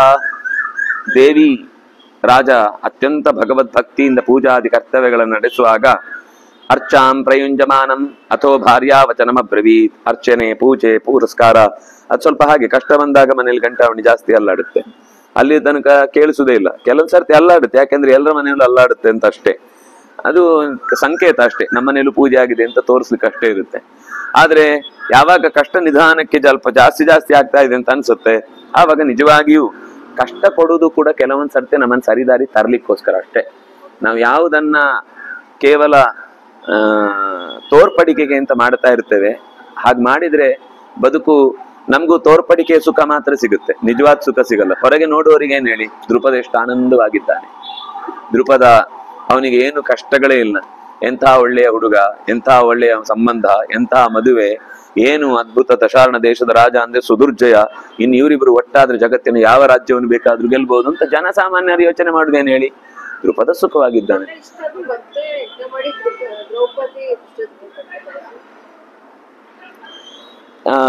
ಇದರ ಮಧ್ಯದಲ್ಲಿ ಇವರಿಬ್ಬರೇ ಬೆಂಕಿಯಲ್ಲಿ ಬಿದ್ದವರ ಹಾಗೆ ತಮ್ಮನ್ನು ತಾವು ಸುಟ್ಟುಕೊಳ್ತಾ ಕಷ್ಟವನ್ನು ಅನುಭವಿಸ್ತಾ ಇದ್ದಾರೆ. ಹಾಗಾಗಿ ಯಾರನ್ನು ಕೂಡ ನಾವು ದೂರದಿಂದ ನೋಡಿ ಅವರು ನಗ್ತಾರೆ ಅಂದ ಮಾತ್ರಕ್ಕೆ ಅವರ ಒಳಗೆ ದುಃಖ ಇಲ್ಲ ಅಂತನೋ, ಅಥವಾ ಅಳ್ತಾ ಇದ್ದಾರೆ ಅಂದ ಮಾತ್ರಕ್ಕೆ ಅವರು ತುಂಬಾ ಕಷ್ಟದಲ್ಲಿದ್ದಾರೆ ಅಂತನೋ ಹೊರಗಿನಿಂದ ತೀರ್ಮಾನ ಮಾಡ್ಲಿಕ್ಕೆ ಆಗುದಿಲ್ಲ, ಕಷ್ಟ. ಆದ್ರಿಂದ ತಂತು ದೃಷ್ಟ ತದಾ ರಾಜನ್ ದೇವಾನಾಂ ಪ್ರತಿಪತ್ತಿಷ್ಟ ಸತ್ಯಂ ಸಾಧು ಮತಾ ಸತಾಂ ಕಿಮು ದುಃಖಾರ್ಣವಂ ಪ್ರಾಪ್ಯ ಅರ್ಚಯತಾಂ ಗುರೂನ್. ಅದರಿಂದ ದೇವತೆಗಳ ಪ್ರತಿಪತ್ತಿ ಅಂದ್ರೆ ಶರಣಾಗತಿ, ದೇವತೆಗಳಿಗೆ ಶರಣಾಗತಿಯನ್ನು ಹೊಂದಿ ಸಜ್ಜನರು ಆಡಿದ ಮಾತು ಎಂದೂ ಸುಳ್ಳಾಗುವುದಿಲ್ಲ, ಅದು ಸತ್ಯವೇ ಆಗಿರುತ್ತೆ. ಆದ್ರೆ ನಮ್ಮನ್ನ ಈ ದುಃಖದ ಸಮುದ್ರದಿಂದ ಎತ್ತಬೇಕಾದ ಕೆಲಸವನ್ನು ಅವರು ಮಾಡಬೇಕು ಅನ್ನೋದಷ್ಟೇ ನಮ್ಮ ಪ್ರಾರ್ಥನೆ. ದೈವತಾನಿ ಚ ಸರ್ವಾಣಿ ಪೂಜ್ಯಂತಾಂ ಭೂರಿ ದಕ್ಷಿಣಂ ಅಗ್ನಯಶ್ಚಾಪಿ ಹೂಯಂತಾಂ ದಶಾರ್ಣ ಪ್ರತಿಷೇಧನೆ, ಅದಕ್ಕೋಸ್ಕರ ಹೋಮ ಆಯ್ತು. ಅಗ್ನೇಶ್ಚಾಪಿ ಹೂಯಂತಾಂ, ಅಗ್ನಿ ಕರ್ಮಗಳೆಲ್ಲ ಜೋರಾಗಿ ನಡೆದವು. ಆಮೇಲೆ ಯಾರೆಲ್ಲ ಒಳ್ಳೆ ಸಜ್ಜನರಿದ್ದಾರೆ, ರಾಜನಿಗೆ ಹಿತವಾಗಲಿ ಅಂತ ಆಶೀರ್ವದಿಸೋರಿದ್ದಾರೆ, ಹಾಗೆ ಆಶೀರ್ವದಿಸಿದ್ರೆ ಅದು ಅವರ ಮಾತು ನಿಜವಾಗಿಯೂ ನಡೆಯುತ್ತೆ. ಅಂಥವರಿಗೆ ಕೈತುಂಬ ದಕ್ಷಿಣೆಯನ್ನು ಕೊಟ್ಟು ಅವರ ಮಾತಿನಲ್ಲಿ ಕೇಳಿಸಿಕೊಂಡ ರಾಜನಿಗೆ ಹಿತವಾಗಲಿ ಅಂತ ನೀವು ಆಶೀರ್ವಾದ ಮಾಡಿ. ಎಲ್ಲಾ ದೈವತೆಗಳಿಗೆ ಬಗೆ ಬಗೆಯ ಮಂತ್ರಗಳಿಂದ 1000 ಕೋಟಿ ಲಕ್ಷ ಸಂಖ್ಯೆಯ ಜಪಗಳು, ಪೂಜೆಗಳು, ಅರ್ಚನೆಗಳು, ಮೆಚ್ಚಿಸಬೇಕಾದ ಎಲ್ಲಾ ಕರ್ತವ್ಯಗಳು ನಡೆದವು. ಅಯುದ್ಧೇನ ನಿವೃತ್ತಿಂಚ, ದೇವರ ಹತ್ರ ಕೇಳ್ತಾ ಇದ್ದಿದ್ದು ಒಂದೇ, ಅಯುದ್ಧೇನ ನಿವೃತ್ತಿಂಚ, ಯುದ್ಧವಾಗದೆ ಸಮಸ್ಯೆ ತೀರಿ ಹೋಗಲಿ. ಯುದ್ಧ ಆಗಿ 1000 ಲಕ್ಷ ಮಂದಿ ಕೈಕಾಲು ಕಳ್ಕೊಂಡು ನಾಳೆ ತಮ್ಮ ಮಕ್ಕಳಿಗೂ ಹೊರೆಯಾಗಿ ಅಥವಾ ತಮ್ಮ ಮನೆಯವರಿಂದಲೇ ತಿರಸ್ಕೃತರಾಗಿ ಬದುಕುವಂತಹ ಸೇನೆಯ ಸಂಬಂಧ ನಮಗೆ ಬೇಡ. ಮನಸಾ ಚಿಂತೆಯ ಪ್ರಭೋ, ದಯವಿಟ್ಟು ನೀನು ನನಗಿದ ಫಲ ಏನು ಅಂದ್ರೆ ಯುದ್ಧ ಆಗದೆ ಈ ಸಮಸ್ಯೆ ಸಾಲ್ವ್ ಆಗಲಿ. ಅವನು ಯುದ್ಧಕ್ಕೆ ಬರ್ತಾನ, ಅವನ ಯುದ್ಧದ ಜನರು ಕೂಡ ಅಷ್ಟೇ ಸತ್ತು ಹೋಗ್ಲಿ ಅಂತ ಯೋಚನೆ ಮಾಡಲಿಲ್ಲ. ಅಸೂಯೆ ಹೇಗೆ ಕೊಲ್ಲತ್ತೆ ಅನ್ನೋದಕ್ಕೆ ಒಂದು ಈ ಆದರ್ಶದಲ್ಲಿ ಒಂದು ಪಾಠ ಇದೆಯಲ್ಲ. ಒಬ್ಬ ತಪಸ್ ಮಾಡ್ತಾ ಇರ್ತಾನೆ, ಇಬ್ರು ಭಾರಿ ಫ್ರೆಂಡ್ಸು, ಇಬ್ರು ತಪಸ್ ಮಾಡ್ತಿರ್ತಾರೆ. ತಪಸ್ಸು ಮಾಡ್ತಾ ಇರ್ಬೇಕಾದ್ರೆ ರುದ್ರದೇವರು ಒಬ್ಬನಿಗೆ ಅನುಗ್ರಹ ಮಾಡ್ತಾರೆ. ಅವನು ಕೇಳಿದ, ಬಂದಾಗ ಏನ್ ಬೇಕು ಕೇಳಿದ. ಅದಕ್ಕೆ ಇವನು ಯೋಚನೆ ಮಾಡ್ದ, ನಾನು ಈಗ ಕೇಳಿಬಿಟ್ರೆ ಅವನಿಗೆ ಆಮೇಲೆ ಗೊತ್ತಾದ್ರೆ ಅವನು ಅದನ್ನು ಡಬಲ್ ಕೇಳ್ತಾನೆ. ಅದಕ್ಕೋಸ್ಕರ ಏನ್ ಯೋಚನೆ ಮಾಡ್ದ ಅಂದ್ರೆ, ಅವನು ನಿನ್ನ ಹತ್ರ ಏನ್ ಕೇಳ್ತಾನೋ ಅದರ 2 ಪಟ್ಟು ನನಗೆ ಕೊಡು ಅಂತ ಕೇಳ್ತಾನೆ. ಸರಿ ಆಯ್ತು, ನಿಂಗೆಲ್ಲ ಕೊಡ್ತೇನೆ ಅಂತ ಹೇಳ್ದ. ಹೋದ, ಅವನ ಹತ್ರ ಕೇಳ್ದ, ನಿಂಗೇನ್ ಬೇಕು ಅಂತ. ಆಗ ಅವನು ಕೇಳ್ತಾನೆ, ಅವನೇನ್ ಕೇಳ್ದ, ನೀನೇನ್ ಕೇಳ್ತೀವೋ ಅದ್ರ 2 ಪಟ್ಟು ಅವನಿಗೆ ಕೊಡ್ಬೇಕು ಅಂತ ಕೇಳಿದ್ದಾನೆ. ಪುಣ್ಯಾತ್ಮ, ಏನಾದ್ರೂ ಕೇಳಿದ್ರೆ ಏನ್ ಮಾಡಿದ್ರು ಅದು 2 ಆಗುತ್ತಾ? 2 ಆಗಿಯೇ ಸಿಗುತ್ತಾ? ದ್ವೇಷ ಅಸೂಯೆ ಹೇಗ್ ಕೆಲಸ ಮಾಡುತ್ತೆ ಅಂದ್ರೆ, ಅನ್ನೋದಕ್ಕೋಸ್ಕರ ಏನಂದ್ರ ಅಂದ್ರೆ, ನನ್ನ ಒಂದು ಕಣ್ಣು ಹೋಗ್ಲಿ, ನನ್ನೊಂದು ಕೈ ಹೋಗ್ಲಿ, ನನ್ನೊಂದು ಕಾಲು ಹೋಗ್ಲಿ ಇಂದ ಪ್ಯಾರಲಿಸಿಸ್. ಅವನ್ 2 ಕಣ್ಣು, 2 ಕೈ, 2 ಕಾಲು ಹೋಗಿ ಬಿದ್ದ. ಇಬ್ರು ದೇವರನ್ನು ವರ ಪಡೆದದ್ದೇನು ಹೇಳಿ? ಅನಾರೋಗ್ಯ, ಅಸಂಬದ್ಧವಾದ ಬದುಕು ಮುಂದೆ. ಇದು ಅಸೂಯೆಯ ಫಲ. ಅದನಿಗೆ ಎಂದಿಗೂ ಇನ್ನೊಬ್ರಿಗೆ ಅಹಿತವಾಗುವುದನ್ನ ನನಗಾಯ್ತು ಅನ್ನೋದಕ್ಕೋಸ್ಕರ ಅವನಿಗೆ ಒಳ್ಳೇದಾಗಬಾರ್ದು ಒಂದು ಒಂದೇ ಯೋಚನೆ ಇವನಿಗೆ. ನನಗ್ ದೇವರು ಸಿಕ್ಕಿದ್ರಲ್ಲಿ ಏನಾದ್ರೂ ಒಳ್ಳೇದ್ ಕೇಳೋಣ ಅಂತ ಯೋಚನೆ ಬರ್ಲಿಲ್ಲ. ಅವನಿಗೂ ಅಸೂಯೆನೆ, ಅದಕ್ಕೆ ಅವನಿಗೆ ಹಾಗೆ ಸಿಕ್ಕಿತ್ತು. ನಾವ್ ಅನ್ಕೋಬಹುದು ಅವನಿಗೆ 2 ಕೈ ಕಾಲು ಹೋದದ್ದು ಕೆಟ್ಟದಲ್ವಾ ಅಂತ. ಅವನಿಗೆ ಏನ್ ಬೇಕೋ ಕೇಳ್ಬೋದಿತ್ತಲ್ವಾ. ಅದ್ ಯಾಕೆ ಅವನೇನ್ ಕೇಳಿದ್ನು ಅದ್ರ 2 ಪಟ್ಟು ಕೇಳ್ಬೇಕು ಅಂತ ಕೇಳಿದ್ದು. ಅದರಿಂದಾಗಿ ಅವನಿಗೆ ಇವನ ಬಗ್ಗೆಯೂ ಕೋಪ ಬಂತು. ನನ್ನ ಸೊತ್ತನ್ನು ಅವನು 2 ಪಟ್ಟು ಕೇಳ್ತಾನೆ ಅಂದ್ರೆ ಅವನಿಗೆ ಯಾಕೆ ಸಿಗ್ಬೇಕು ಅಂತ. ಹೀಗೆ ಇಬ್ರೂ ಅಸೂಯೆಯಿಂದಲೇನೆ ಪರಸ್ಪರ ಇರಿದುಕೊಂಡು ಸಾಯುವಂತಹ ದುಸ್ಥಿತಿ ಬಂತು ಅನ್ನೋದ್ರಿಂದ ನನಗೆ ಒಂದೇ ಅಪೇಕ್ಷೆ, ಯಾರಿಗೂ ಹಾನಿಯಾಗದೆ, ಯಾರಿಗೂ ನೋವಾಗದೆ ಈ ಯುದ್ಧ ಶಾಂತವಾಗಲಿ. ದೇವತಾನಾಂ ಪ್ರಸಾದೇನ ಸರ್ವಮೇತದ್ ಭವಿಷ್ಯತಿ. ನಿಶ್ಚಯ ಇದೆ, ದೇವರ ಅನುಗ್ರಹ ಮಾಡಿದ್ರೆ ಇದೆಲ್ಲ ಹಿಂಗ್ ಖರ್ಚು ಖಾಲಿ ಆಗ್ಬಿಡುತ್ತೆ. ಈ ಸೇನೆ ರಾಮನ ವಿರುದ್ಧ ಕೊನೆಗೆ ರಾವಣ ಆ ಒಂದು ಮಡಿಕೆಯಲ್ಲಿದ್ದಂತಹ ಸೇನೆಯನ್ನು ಪ್ರಯೋಗ ಮಾಡಿದ. ಅದು ಹೇಗಿತ್ತು ಅಂದ್ರೆ, ಸಮುದ್ರ ಪ್ರಳಯ ಕಾಲದಲ್ಲಿ ಅಕಸ್ಮಾತು ದೊಡ್ಡ ತೆರೆಯಾಗಿ ಅಪ್ಪಳಿಸಿದ್ರೆ ಏನು ಬೇಡವೇ ಬೇಡ, ಅದು ಯುದ್ಧ ಮಾಡುದೇ ಅಲ್ಲ. ಆ ಸೇನೆ ರಾಶಿ ಹೀಗೆ ಬಂದು ಬಡಿದ್ರೆ ಕಪಿಗಳ ಸೇನೆ ಎಲ್ಲ ನಿರ್ನಾಮ, ಕ್ಷಣ ಮಾತ್ರದಲ್ಲಿ, ಯೋಚಿಸ್ಲಿಕ್ಕೆ ಸಮಯವೂ ಇಲ್ಲ. ಆದ್ರೆ ಭಗವಂತನ ಸಂಕಲ್ಪ ಇದ್ದದ್ರಿಂದ ಅಷ್ಟು ಎತ್ತರಕ್ಕೇರಿದ ತೆರೆ ಅಪ್ಪಳಿಸುವ ಮುನ್ನ ತಾನೇ ಕುಸಿದು ಹೋಯ್ತು. ಯಾಕಂದ್ರೆ ಪರಸ್ಪರ ಅವರವರಿಗೇನೆ, ಅವನಿಗೆ ಇವನನ್ನು ನೋಡಿದ್ರೆ ರಾಮಂತರ ಕಾಣಿಸ್ತಾ ಇತ್ತು, ಅವನಿಗೆ ಇವನನ್ನು ನೋಡಿದ್ರೆ ರಾಮಂತರ ಕಾಣಿಸ್ತಾ ಇತ್ತು. ಅವರೆಲ್ಲ ಎದುರಿಸಿ ಕಪಿಗಳನ್ನು ಹೊಡಿಬೇಕು ಅಂತ ಹೊರಟವರು. ಪಕ್ಕದಲ್ಲಿ ನೋಡಿದ್ರೆ ಇವನೇ ರಾಮೇ, ನೀನ್ ಯಾಕೋ ಇಲ್ಲಿದ್ಯಾ ಅಂತ ಅವನು ಇವನಿಗೆ ಚುಚ್ಚಿದ. ಅವನು ನೀನ್ ಯಾಕೋ ಇಲ್ಲಿದ್ಯಾ ಅಂತ ಅವನು ಇವನಿಗೆ ಚುಚ್ಚಿದ. ಇವರು ಎಲ್ಲರೂ ಮುಂದುವರಿಯುವ ಮುನ್ನವೇ ಅಲ್ಲೇ ಇಡೀ ಸೌಧ ಕುಸಿದು ಬಿದ್ದ ಹಾಗೆ. ಅಂದ್ರೆ ಆ ಟೆಕ್ನಾಲಜಿಯನ್ನ ರಾಮನ ಕಾಲದಲ್ಲಿ ಅದು ಪಕ್ಕಕ್ಕೆ ಬೀಳಲಿಲ್ಲ, ಕುಸಿದು ಅಲ್ಲೇ ಕುಸಿದು ಸಮುದ್ರದಲ್ಲಿ ತೇಲ್ಕೊಂಡು ಹೋಯ್ತು, ಕೊಚ್ಕೊಂಡು ಹೋಯ್ತು. ಅಷ್ಟೂ ಕೂಡ ಅಂದ್ರೆ ಹೀಗೆ ಆ ಭಗವಂತನ ಅನುಗ್ರಹ ಆಯ್ತು ಅಂದ್ರೆ ನಾವು ಏನೋ ದೊಡ್ಡ ಸಮಸ್ಯೆ ಅಂತ ಅನ್ಕೊಂಡದ್ದು ಒಂದು ಚಿಟಿಕೆ ಒಳಗೆ ಮುಗಿದು ಹೋಗ್ಬಿಡುತ್ತೆ. ಏನೂ ಕಷ್ಟ ಇರುವುದಿಲ್ಲ, ಏನು ಮಾತಿಲ್ಲ, ಏನು ಕತೆ ಇಲ್ಲ, ಏನು ವ್ಯವಸ್ಥೆ ಇಲ್ಲ, ಯಾರು ಬರಲ್ಲ, ಯಾರು ಹೇಳಲ್ಲ, ಅವ್ರ ಪಾಡಿಗೆ ಹೊರಟೋದ್ರು, ಇವ್ರ ಪಾಡಿಗೆ ಹೊರಟೋದ್ರು. ಅದ್ಯಾವುದೋ ಒಂದು ಕತೆ ಹೇಳುವನೊಬ್ಬ ಬರ್ತಾನೆ, ಡಿಫ್ರೆಂಟ್ ಆಗಿರ್ಬೇಕು ಅಂತ ಯಾವಾಗ್ಲೂ ಎಲ್ಲರ ತಲೆ ತಿಂತಾ ಇರ್ತಾನೊಬ್ಬ. ಅದಕ್ಕೆ ಒಬ್ಬ ಹೇಳ್ತಾನೆ, ನಾನು ಡಿಫ್ರೆಂಟ್ ಆಗಿ ಹೇಳ್ತೇನೆ ಅಂತ. ಅವನು ಹೇಳ್ತಾನೆ, ಇಲ್ಲಿ ಒಬ್ಬ ಎದುರಲ್ಲಿ ಜೀಪಲ್ಲಿ ಬರ್ತಾ ಇದ್ದಾನೆ, ಅವನ ಹತ್ರ ಮಷಿನ್ ಗನ್ನು ಅದು ಇದು ಎಲ್ಲ ಇರುತ್ತೆ. ಅವನು ಎಷ್ಟು ವೇಗವಾಗಿ ಬರ್ತಾ ಇದ್ದಾನೆ ಅಂದ್ರೆ ರಸ್ತೆ ಆ ವೇಗಕ್ಕೆ ತಡ್ಕೊಳ್ಳೋದಿಲ್ಲ ಅಂದ್ರೆ ಅದು ಆ ಭೂಮಿಗಿಂತ ಹೆಚ್ಚು ಆಕಾಶದಲ್ಲೇ ಹೋಗ್ತಾ ಇರುತ್ತೆ, ಆ ವೇಗದಲ್ಲಿ ಬರ್ತಾನೆ. ಈ ಕಡೆಯಿಂದ ಇನ್ನೊಬ್ಬ ಬರ್ತಾ ಇರ್ತಾನೆ, ಅವನು ಹಾಗೆ ಏನೇನು ಹಿಡ್ಕೊಂಡಿರ್ತಾನೆ. ಎದುರುಗಡೆ ಸಿಕ್ಕಿದವರೆಲ್ಲ ನುಚ್ಚು ನೂರು ಆಗ್ಬೇಕು. ಇನ್ನು ಹತ್ರ ಹತ್ರ ಹತ್ರ ಹತ್ರ ಹತ್ರ ಬಂತು, ಅವನು ಆ ಕಡೆ ಹೋದ, ಈ ಕಡೆ ಹಾಗೆ ಕೆಲವೊಮ್ಮೆ ನಾವೇನೋ ಅನ್ಕೊಂಡಿರ್ತೀವಿ, ಹೀಗಾಗುತ್ತೆ, ಹಾಗಾಗತ್ತೆ, ಇನ್ನೊಂದಾಗುತ್ತೆ, ಮತ್ತೊಂದಾಗುತ್ತೆ. ನೋಡಿದ್ರೆ ಅದಾದ್ರೂ ಪಾಡಿಗೆ ಹೋಯ್ತು, ಇದಿದ್ರು ಪಾಡಿಗೆ. ಅವ್ರು ಈ ಬೇರೆ ಯುದ್ಧಕ್ಕೆ ಹೋಗಿದ್ದು, ಇವ್ರು ಬೇರೆ ಯುದ್ಧಕ್ಕೆ ಹೋಗಿದ್ದು, ಅಲ್ಲಿ ಮುಗಿದು. ಅಂದ್ರೆ ಇದು ಜೀವನದಲ್ಲಿ ಎಷ್ಟೋ ಸರ್ತಿ ನಾವು ಅದನ್ನ ನೋಡ್ತಾ ಇರ್ತೀವಿ. ಅವ್ನು ಯಾಕೆ ಕೈ ಹಿಸ್ಕೊಂಡ್ ಬರ್ತಾ ಇದ್ದಾನೆ, ಬಹುಶಃ ನನ್ನ ಹತ್ರನೇ ಯುದ್ಧಕ್ಕೆ ಬರ್ತಿದ್ದಾನೆ. ಅವ್ನು ನಮ್ಮಿಂದ ಒಬ್ಬನನ್ನ ನೋಡ್ಕೊಂಡು ಬರ್ತಿರ್ತಾನೆ, ಅವನಿಗೆ ಅದು ಗೊತ್ತಿಲ್ಲ. ನನ್ನ ಮೇಲೆ ಬರ್ತಿದ್ದಾನ, ನಾನು ಸ್ವಲ್ಪ ಸರಿ ಮಾಡ್ಕೋತೇನೆ ಅಂತ ಮಡ್ಚುದೇನು, ತಲೆ ಬಾಚ್ಕೊಳ್ಳೋದೇನು, ಕೈ ಭುಜ ಎಲ್ಲ ಹೊತ್ಕೊಳ್ಳೋದೇನು. ಅವ್ನು ಬಂದವನು ನಾನು ಸೀದಾ ಆಚೆ ಹೋಗ್ತಾನೆ. ನೀವು ನೋಡಿದೆ ನಾನು ಯುದ್ಧಕ್ಕೆ ಬರೋದು ಅಂತ ಅನ್ಕೊಂಡ್ರೆ ಇವನು ಪಕ್ಕಕ್ಕೆ ಹೋದ್ನಲ್ಲ, ನೋಡಿದ್ರೆ ಅವ್ನು ಹಿಂದೆ ಯಾರೋ ಇರ್ತಾನೆ. ಆ ಯುದ್ಧದ್ದಾದ್ರೂ ಇನ್ನು ಹಾಗೆ ಯಾರು ಅಂತಾರೆ, ಅಂತ ನಡ್ಕೊಂಡಲ್ಲಿ ಹೋದ್ರೆ ಅವ್ರ ಆ ಪಕ್ಕದವ್ರು ಮಾತಾಡಿಸ್ತಾರೆ.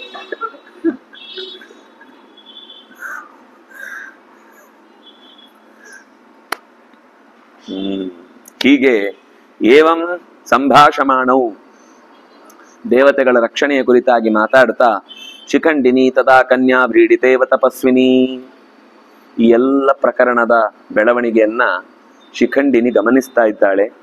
ತುಂಬಾ ನಾಚಿಕೆ ಆಯ್ತು ಅವಳಿಗೆ. ನಾಚಿಕೆ ಅಂದ್ರೆ ಇದು ಒಂಥರ ನನ್ನಿಂದಾಗಿ ಹೀಗಾಯ್ತಲ್ವಾ ಅಂತ. ಈ ನಾಚಿಕೆ ಅಂದ್ರೆ ನುಲಿತಾ ಇದ್ದಾಳೆ, ಮೆಲ್ಲುವ ಮೂಲೆಯಲ್ಲಿ ಹೋಗಿ ಕೂತ್ಲು ಅಂತ ಅರ್ಥ ಅಲ್ಲ. ನನ್ನ ಕಾರಣದಿಂದ ನಮ್ಮ ಅಪ್ಪ ಅಮ್ಮನಿಗೆ ಒಂದು ರೀತಿ ನೆಮ್ಮದಿ ಇಲ್ಲ ಅಂತ ಆಯ್ತಲ್ವಾ, ಮಕ್ಕಳಾಗಿ ತಂದೆ ತಾಯಿಗಳಿಗೆ ಖುಷಿ ಕೊಡೋರಾಗ್ಬೇಕು. ಈ ರೀತಿ ಅವರಿಗೊಂದು ಭಾರವಾಗುವ ಸ್ಥಿತಿ ಬಂದು ಹೋಯ್ತಲ್ವ ನನ್ನಿಂದ ಅಂತ ಬೇಸರ ಹುಟ್ಟಿ ಅವಳು ದುಃಖಿತಳಾದ್ಲು.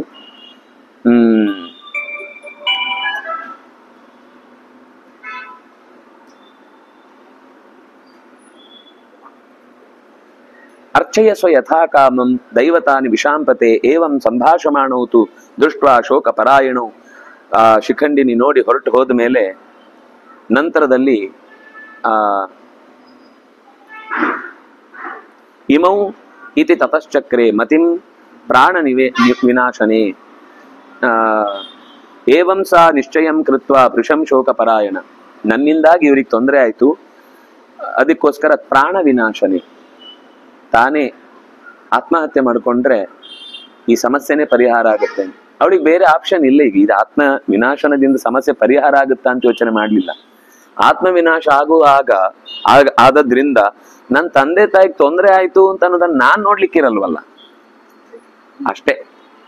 ಎಷ್ಟೋ ಸರ್ತಿ ಈ ಆತ್ಮಹತ್ಯೆ ಮಾಡ್ಕೊಳ್ಳೋರ ಯೋಚನೆ ಏನು ಅಂದ್ರೆ ಅದರಿಂದ ಸಮಸ್ಯೆ ಪರಿಹಾರ ಆಗುತ್ತೆ ಅಂತಲ್ಲ, ಆ ಸಮಸ್ಯೆ ನೋಡ್ಲಿಕ್ಕೆ ನಾನಿರಲ್ವಲ್ಲ ಅಂತ.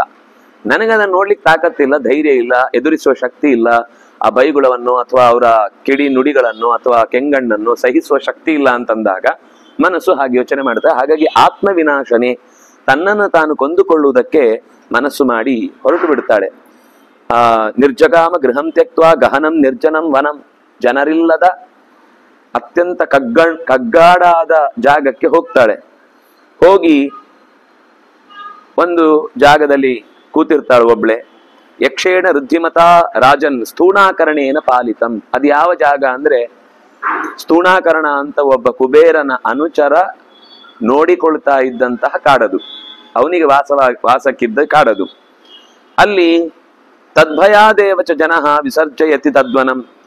ಆ ಯಕ್ಷ ಸ್ಥೂಣಾಕರಣ ತುಂಬಾ ಜೋರು, ಅವನು ಅಲ್ಲಿದ್ದಾನೆ ಅಂತ ಯಾರು ಜನ ಅಲ್ಲಿಗೆ ಹೋಗ್ತಿರ್ಲಿಲ್ಲ. ನಾವ್ ಅನ್ಕೊಳ್ತೀವಿ ಯಾವುದೋ ಉದ್ಯಾನ, ಎಲ್ಲ ಜನ ವಾಕಿಂಗ್ ಹೋಗ್ಬೇಕಿತ್ತಲ್ವಾ, ಎಲ್ಲ ಜನ ಅಲ್ಲೇ ನಿತ್ಯ ವಾಯು ವಿಹಾರಕ್ಕಾದ್ರೂ ಬರ್ಬೇಕಿತ್ತಲ್ವಾ ಅಂದ್ರೆ ಜನ ಹೆದರುತ್ತಿದ್ರಂತೆ. ಅದರಿಂದಾಗಿ ಆ ಕಾಡು ಕಗ್ಗಾಡಾಗಿದ್ದಲ್ಲದೆ ನಿರ್ಜನವಾಗಿತ್ತು. ಅವಳು ಅದನ್ನೇ ಹುಡ್ಕೊಂಡು ಹೋದ್ಲು. ನೋಡಿ, ಯಾರು ಹೋಗದಿದ್ದ ಜಾಗಕ್ಕೆ ಅವಳು ಹೋಗಿ ಅವಳಿಗೆ ಬೇರೆ ಒಂದು ಸಮಸ್ಯೆಗೆ ಪರಿಹಾರ ಸಿಕ್ತು. ನಾವು ಈ ಕಥೆಯನ್ನ ಇಲ್ಲಿಂದ ಹಿಂದೆ ಚೂರು ಕತೆ ಗೊತ್ತಿತ್ತಾದ್ರೆ ಯೋಚನೆ ಮಾಡ್ತೀವಿ. ಈ ಕಥೆಯನ್ನು ಕೇಳುವಾಗ ಜನರೇ ಹೋಗದ ಜಾಗಕ್ಕೆ ಒಂದು ಹೆಣ್ಣು ಹೋಗಿ ಹೀಗೆ ಕೂತ್ರೆ ಅವಳ ಕಥೆ ಏನು ಅನ್ನೋದು ಒಂದು ಕ್ವಶನ್ ಮಾರ್ಕ್ ಉಳಿಯುತ್ತೆ. ತತ್ರ ಚ ಸ್ಥೂಣಾಭವನಂ, ಒಂದು ದೊಡ್ಡ ಮನೆ ಇತ್ತು. ಸುಧಾ ಮೃತ್ತಿಕ ಲೇಪನಂ, ಮಣ್ಣಿನಿಂದ ಕಟ್ಟಿದ ಸುಣ್ಣ ಬಳಿದ ಮನೆ ಇತ್ತು. ಹಾಗಾಗಿ ಸುಣ್ಣ ಬಳಿಯುವುದು, ಗೋಡೆ ಕಟ್ಟುವುದು ಎಲ್ಲ ಈಗ ಅಲ್ಲ, ಮಹಾಭಾರತದ ಕಾಲದ್ದೇ ಅದು. ಮನೆಯ ಆ ಇದು ಹೇಗಿರುತ್ತೆ ಅಂದ್ರೆ, ಗೋಡೆ ಹೇಗಿರುತ್ತೆ ಅಂದ್ರೆ, ಒಬ್ಬ ವ್ಯಕ್ತಿಯ ಕೈ ಹಿಡಿದಷ್ಟು ಜಾಗದ ಗೋಡೆ ಇರುತ್ತೆ ಸಾಮಾನ್ಯ ಮನೆ. ಯಾಕಂದ್ರೆ ಜಾಗನೂ ಅಷ್ಟು ಇರ್ತಿತ್ತು. ಈಗ ನಾವು ತುಂಡು 10 ಆಚೆ ಈಚೆಗೆ ಇರುವಂತದ್ದು ತೆಗೆದ್ರೆ, ಈ ಕಡೆಗೆ ನಿಂತ್ರೆ ಅಡಿಗೆ ಮನೆ, ಆ ಕಡೆಗೆ ನಿಂತ್ರೆ ಡೈನಿಂಗ್ ಹಾಲ್, ಒಂದ್ ಕಡೆಗೆ ನಿಂತ್ರೆ ದೇವರ ಮನೆ, ಒಂದ್ ಕಡೆ ನಿಂತ್ರೆ ಹೊರಬಾಗಿಲು, ಅಷ್ಟೇ ಇರುತ್ತೆ ಮನೆ ಅಂದ್ರೆ ಕೆಲವು ಕಡೆ. ಅದು ಅಂತಹದ್ದೊಂದು ಪರಿಸ್ಥಿತಿ ಎದುರಾದಾಗ ಏನ್ ಮಾಡ್ಬೇಕು ಅಂತ ಗೊತ್ತಾಗದೆ ಆ ಮನೆಯ ಹತ್ತಿರಕ್ಕೆ ಹೋಗಿ ನಿಲ್ತಾಳೆ. ಲಾಜೋಲ್ಲಾಪಿಕ ಧೂಮಾಢ್ಯಂ ಉಚ್ಚ ಪ್ರಾಕಾರ ತೋರಣಂ. ಅರಳು ಹಾಕಿದ ಏನೋ ಅದು ಧೂಮ, ಏನಂತಾರೆ ಈ ಸೊಳ್ಳೆ ಓಡ್ಲಿಕ್ಕೆ ಅನ್ನೋ ತರ ಏನೋ ಮಾಡ್ತಾರಲ್ಲ, ಹಾಗೆ ಲಾಜೋಲ್ಲಾಪಿಕ ಧೂಮಾಢ್ಯಂ, ಸಣ್ಣ ಹೊಗೆ, ಅರಳು ಹಾಕಿದ ಹೊಗೆ, ಅದು ಪರಿಸರವನ್ನ ಶುದ್ಧ ಮಾಡುತ್ತೆ. ಇನ್ನು ಉಚ್ಚ ಪ್ರಾಕಾರ ತೋರಣಂ, ಎತ್ತರದ ಗೋಡೆ ಇತ್ತು, ಮೇಲಿನ ಪ್ರಾಕಾರದಲ್ಲಿ ತೋರಣಗಳನ್ನೆಲ್ಲ ಕಟ್ಟಿದ್ರು. ಅಂತಹ ದೊಡ್ಡ ಕಾಂಪೌಂಡ್ ಇತ್ತು. ದೊಡ್ಡ ಕಾಂಪೌಂಡ್ ಮೇಲೆ ಮತ್ತೆ ಆ ಕಡೆಗೆ ಹೋಗ್ಲಿಕ್ಕಾಗದ ಹಾಗೆ ಏನೇನೋ ಸರಿಗೆಗಳೆಲ್ಲ ಇದ್ವು. ತತ್ಪ್ರವಿಶ್ಯ ಶಿಖಂಡಿ ಸಾ ದೃಪದಸ್ಯಾತ್ಮಜಾ ನೃಪ ಅನಶ್ನಾನ ಬಹುತಿಥಂ ಶರೀರ ಮುದಶೋಷಯತ್. ಎಷ್ಟೋ ದಿನಗಳ ಕಾಲ ಉಣ್ಣದೆ ಆ ದೃಪದನ ಮಗಳು ಮಗನಾದ ಶಿಖಂಡಿ, ಮಗಳಾದ ಶಿಖಂಡಿ ಅಂತಿದೆ. ಮಗಳ ಹೆಂಗ್ ಹೇಳೋದು? ಶಿಖಂಡಿನಿ ಬಂದ ಅಂತ ಹೇಳ್ಬೇಕು. ಶಿಖಂಡಿನಿ ಶಿಖಂಡಿ ಬಂದ್ಲು. ಶಿಖಂಡಿ ದೃಪದಾತ್ಮಜ, ಶಿಖಂಡಿ ಪುಲ್ಲಿಂಗ, ದೃಪದಾತ್ಮಜ ಸ್ತ್ರೀಲಿಂಗ.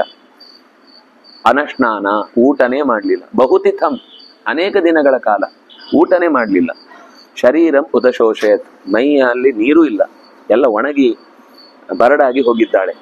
ದರ್ಶಯಾಮಾಸ ತಾಂ ಯಕ್ಷಃ ಸ್ಥೂಣೋ ಮಾರ್ದವ ಸಂಯುತಃ.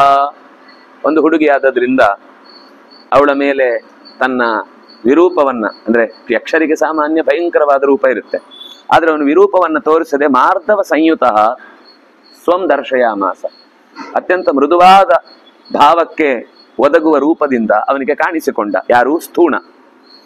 ಕಿಮರ್ಥೋಯಂ ತವಾರಂಭ ಕರಿಷ್ಯೇ ಬ್ರೂಹಿಮಾಚಿರಂ. ತಡ ಮಾಡಬೇಡ, ಯಾಕೆ ಇಲ್ಲಿ ತನಕ ಬಂದಿದ್ದಿ? ಏನಕ್ಕೆ? ಅವಳು ಏನೋ ಕೊಳ ನೋಡಿ ಅಲ್ಲಿ ಆದ್ರೂ ಬಿದ್ದೆ, ಅಕ್ಕನ ಕೊಳನೋ ತಂಗಿ ಕೊಳನೋ ಅಂತ ಯಾವ್ದು ಈ ಪ್ರಾಣ ತೆಕ್ಕೊಳ್ಳುವಂಥದ್ದು ಇರುತ್ತಲ್ಲ, ಅಲ್ಲಿಗೆ ಹೋಗಿ ಬಿದು ಬಿಡೋಣ ಅಂತ ಅನ್ಕೊಂಡು ಹೋಗಿದ್ದಾಳೆ. ಅವನು ಕೇಳಿದ ಕಿಮರ್ಥಂ ತವ ಆರಂಭ. ಆರಂಭ ಅಂದ್ರೆ ಕರ್ಮ ಅಂತ ಅರ್ಥ. ಈ ಚಟುವಟಿಕೆಯನ್ನ ನೀನ್ ಇಲ್ಲಿ ತನಕ ಬಂದು ಏನ್ ಮಾಡ್ಲಿಕ್ಕೆ ಹೊರಟಿದಿ? ಏನ್ ಕೆಲಸ ನಿಂಗಿಲ್ಲಿ? ತವ ಆರಂಭ ಕಿಮರ್ಥಂ ಕಿಮರ್ಥೋ ಅಶಕ್ಯಮಿತಿ ತಾಂ ಯಕ್ಷಃ ಪುನಃ ಪುನರುವಾಚಃ. ನಾನು ಹೇಳಲ್ಲ ಹೇಳಲ್ಲ ಹೇಳಲ್ಲ ಅಂತ ಅವಳು ತಲೆ ಅಲ್ಲಾಡಿಸ್ತಾ ಇರ್ತಾಳೆ. ಹೇಳು ಹೇಳು ಹೇಳು ಅಂತ ಇವನು 10 ಸಲ ತಲೆ ಅಲ್ಲಾಡಿಸ್ಕೊಂಡೇ ಹೇಳ್ತಾನೆ. ಆಗ ಕರಿಷ್ಯಾಮಿ ವೈ ಕ್ಷಿಪ್ರಂ ಪ್ರತ್ಯುವಾಚ ಚ ಗುಹ್ಯಕಃ. ನಿನಗೇನು ಕೇಳು ಅದನ್ನ ನಾನು ಮಾಡ್ತೇನೆ. ಗುಹ್ಯಕ ಅಂದ್ರೆ ಈ ಯಕ್ಷರ ಅನೇಕ ಗುಂಪುಗಳಲ್ಲಿ ಕಿನ್ನರರು ಕಿಂಪುರುಷರಿರುವ ಹಾಗೆ ಗುಹ್ಯಕರು, ಅವನು ಗುಹ್ಯಕ ಒಬ್ಬ. ನಿನಗೇನ್ ಬೇಕು? ಕ್ಷಿಪ್ರಂ ಕರಿಷ್ಯಾಮಿ, ತಡ ಮಾಡಲ್ಲ ನಿನಗೆ. ಆಮೇಲೆ ನಾಳೆ ಬನ್ನಿ, ನಾಳ್ದು ಬನ್ನಿ, ಅದರ ನಾಳ್ದು ಬನ್ನಿ ಅಂತ ಬರುದೇ ಬೋರ್ ಆಗುವ ಹಾಗೆ ಮಾಡಲ್ಲ ನಾನು. ನಾಳೆ ಅಂದ್ರೆ ಅಲ್ಲ, ಈಗಲೇ ಮಾಡಿಕೊಡ್ತೇನೆ. ಧನೇಶ್ವರಸ್ಯಾನುಚರೋ ಭರದೋಸ್ಮಿ ನೃಪಾತ್ಮಜೆ. ಹೆದರ್ಬೇಡ ತಂಗಿ, ಮಗು ನೃಪಾತ್ಮಜೆ, ರಾಜನ ಮಗಳೇ. ಅವಳು ತನ್ನ ಕಥೆ ಎಲ್ಲ ಹೇಳ್ತಾಳೆ. ಈಗ ನೋಡ್ಲಿಕ್ಕೆ ರಾಜಕುಮಾರಿ ತರ ಇದ್ದಾಳೆ, ಆದ್ರಿಂದಾಗಿ ಗೊತ್ತಾಯ್ತು ಅವನಿಗೆ, ನಾನು ಕುಬೇರನ ಅನುಚರ, ಬಯಸಿದ ವರಗಳನ್ನ ಕೊಡಬಲ್ಲೆ. ಕೆಲವೊಂದ್ಸರ್ತಿ ಕೆಲವ್ರು ಏನ್ ಬೇಕಾದ್ರೂ ಕೇಳು ಅಂತ ಹೇಳುದು, ಏನು ಇರಲ್ಲ ಅಲ್ಲಿ. ಕೊಟ್ಟು ಏನ್ ಕೊಡ್ಬೇಕು? ಗಾಳಿ ಕೊಡ್ಬೇಕು, ಆಕಾಶ ಕೊಡ್ಬೇಕು ಅಷ್ಟೇ. ಬಿಟ್ರೆ ಅಡ್ಡದಿಂದ ಬೆಳಕು ಬರ್ಲಿ ಅಂತ ಹೇಳಿದ್ರೆ ಅಡ್ಡಕ್ಕೆ ಸರಿದ್ರೆ ಬೆಳಕು ಬರುತ್ತೆ, ಅಷ್ಟೇ ಕೊಡ್ಬೇಕು, ಇನ್ನೇನು ಕೊಡ್ಲಿಕ್ಕೆ ಇರಲ್ಲ.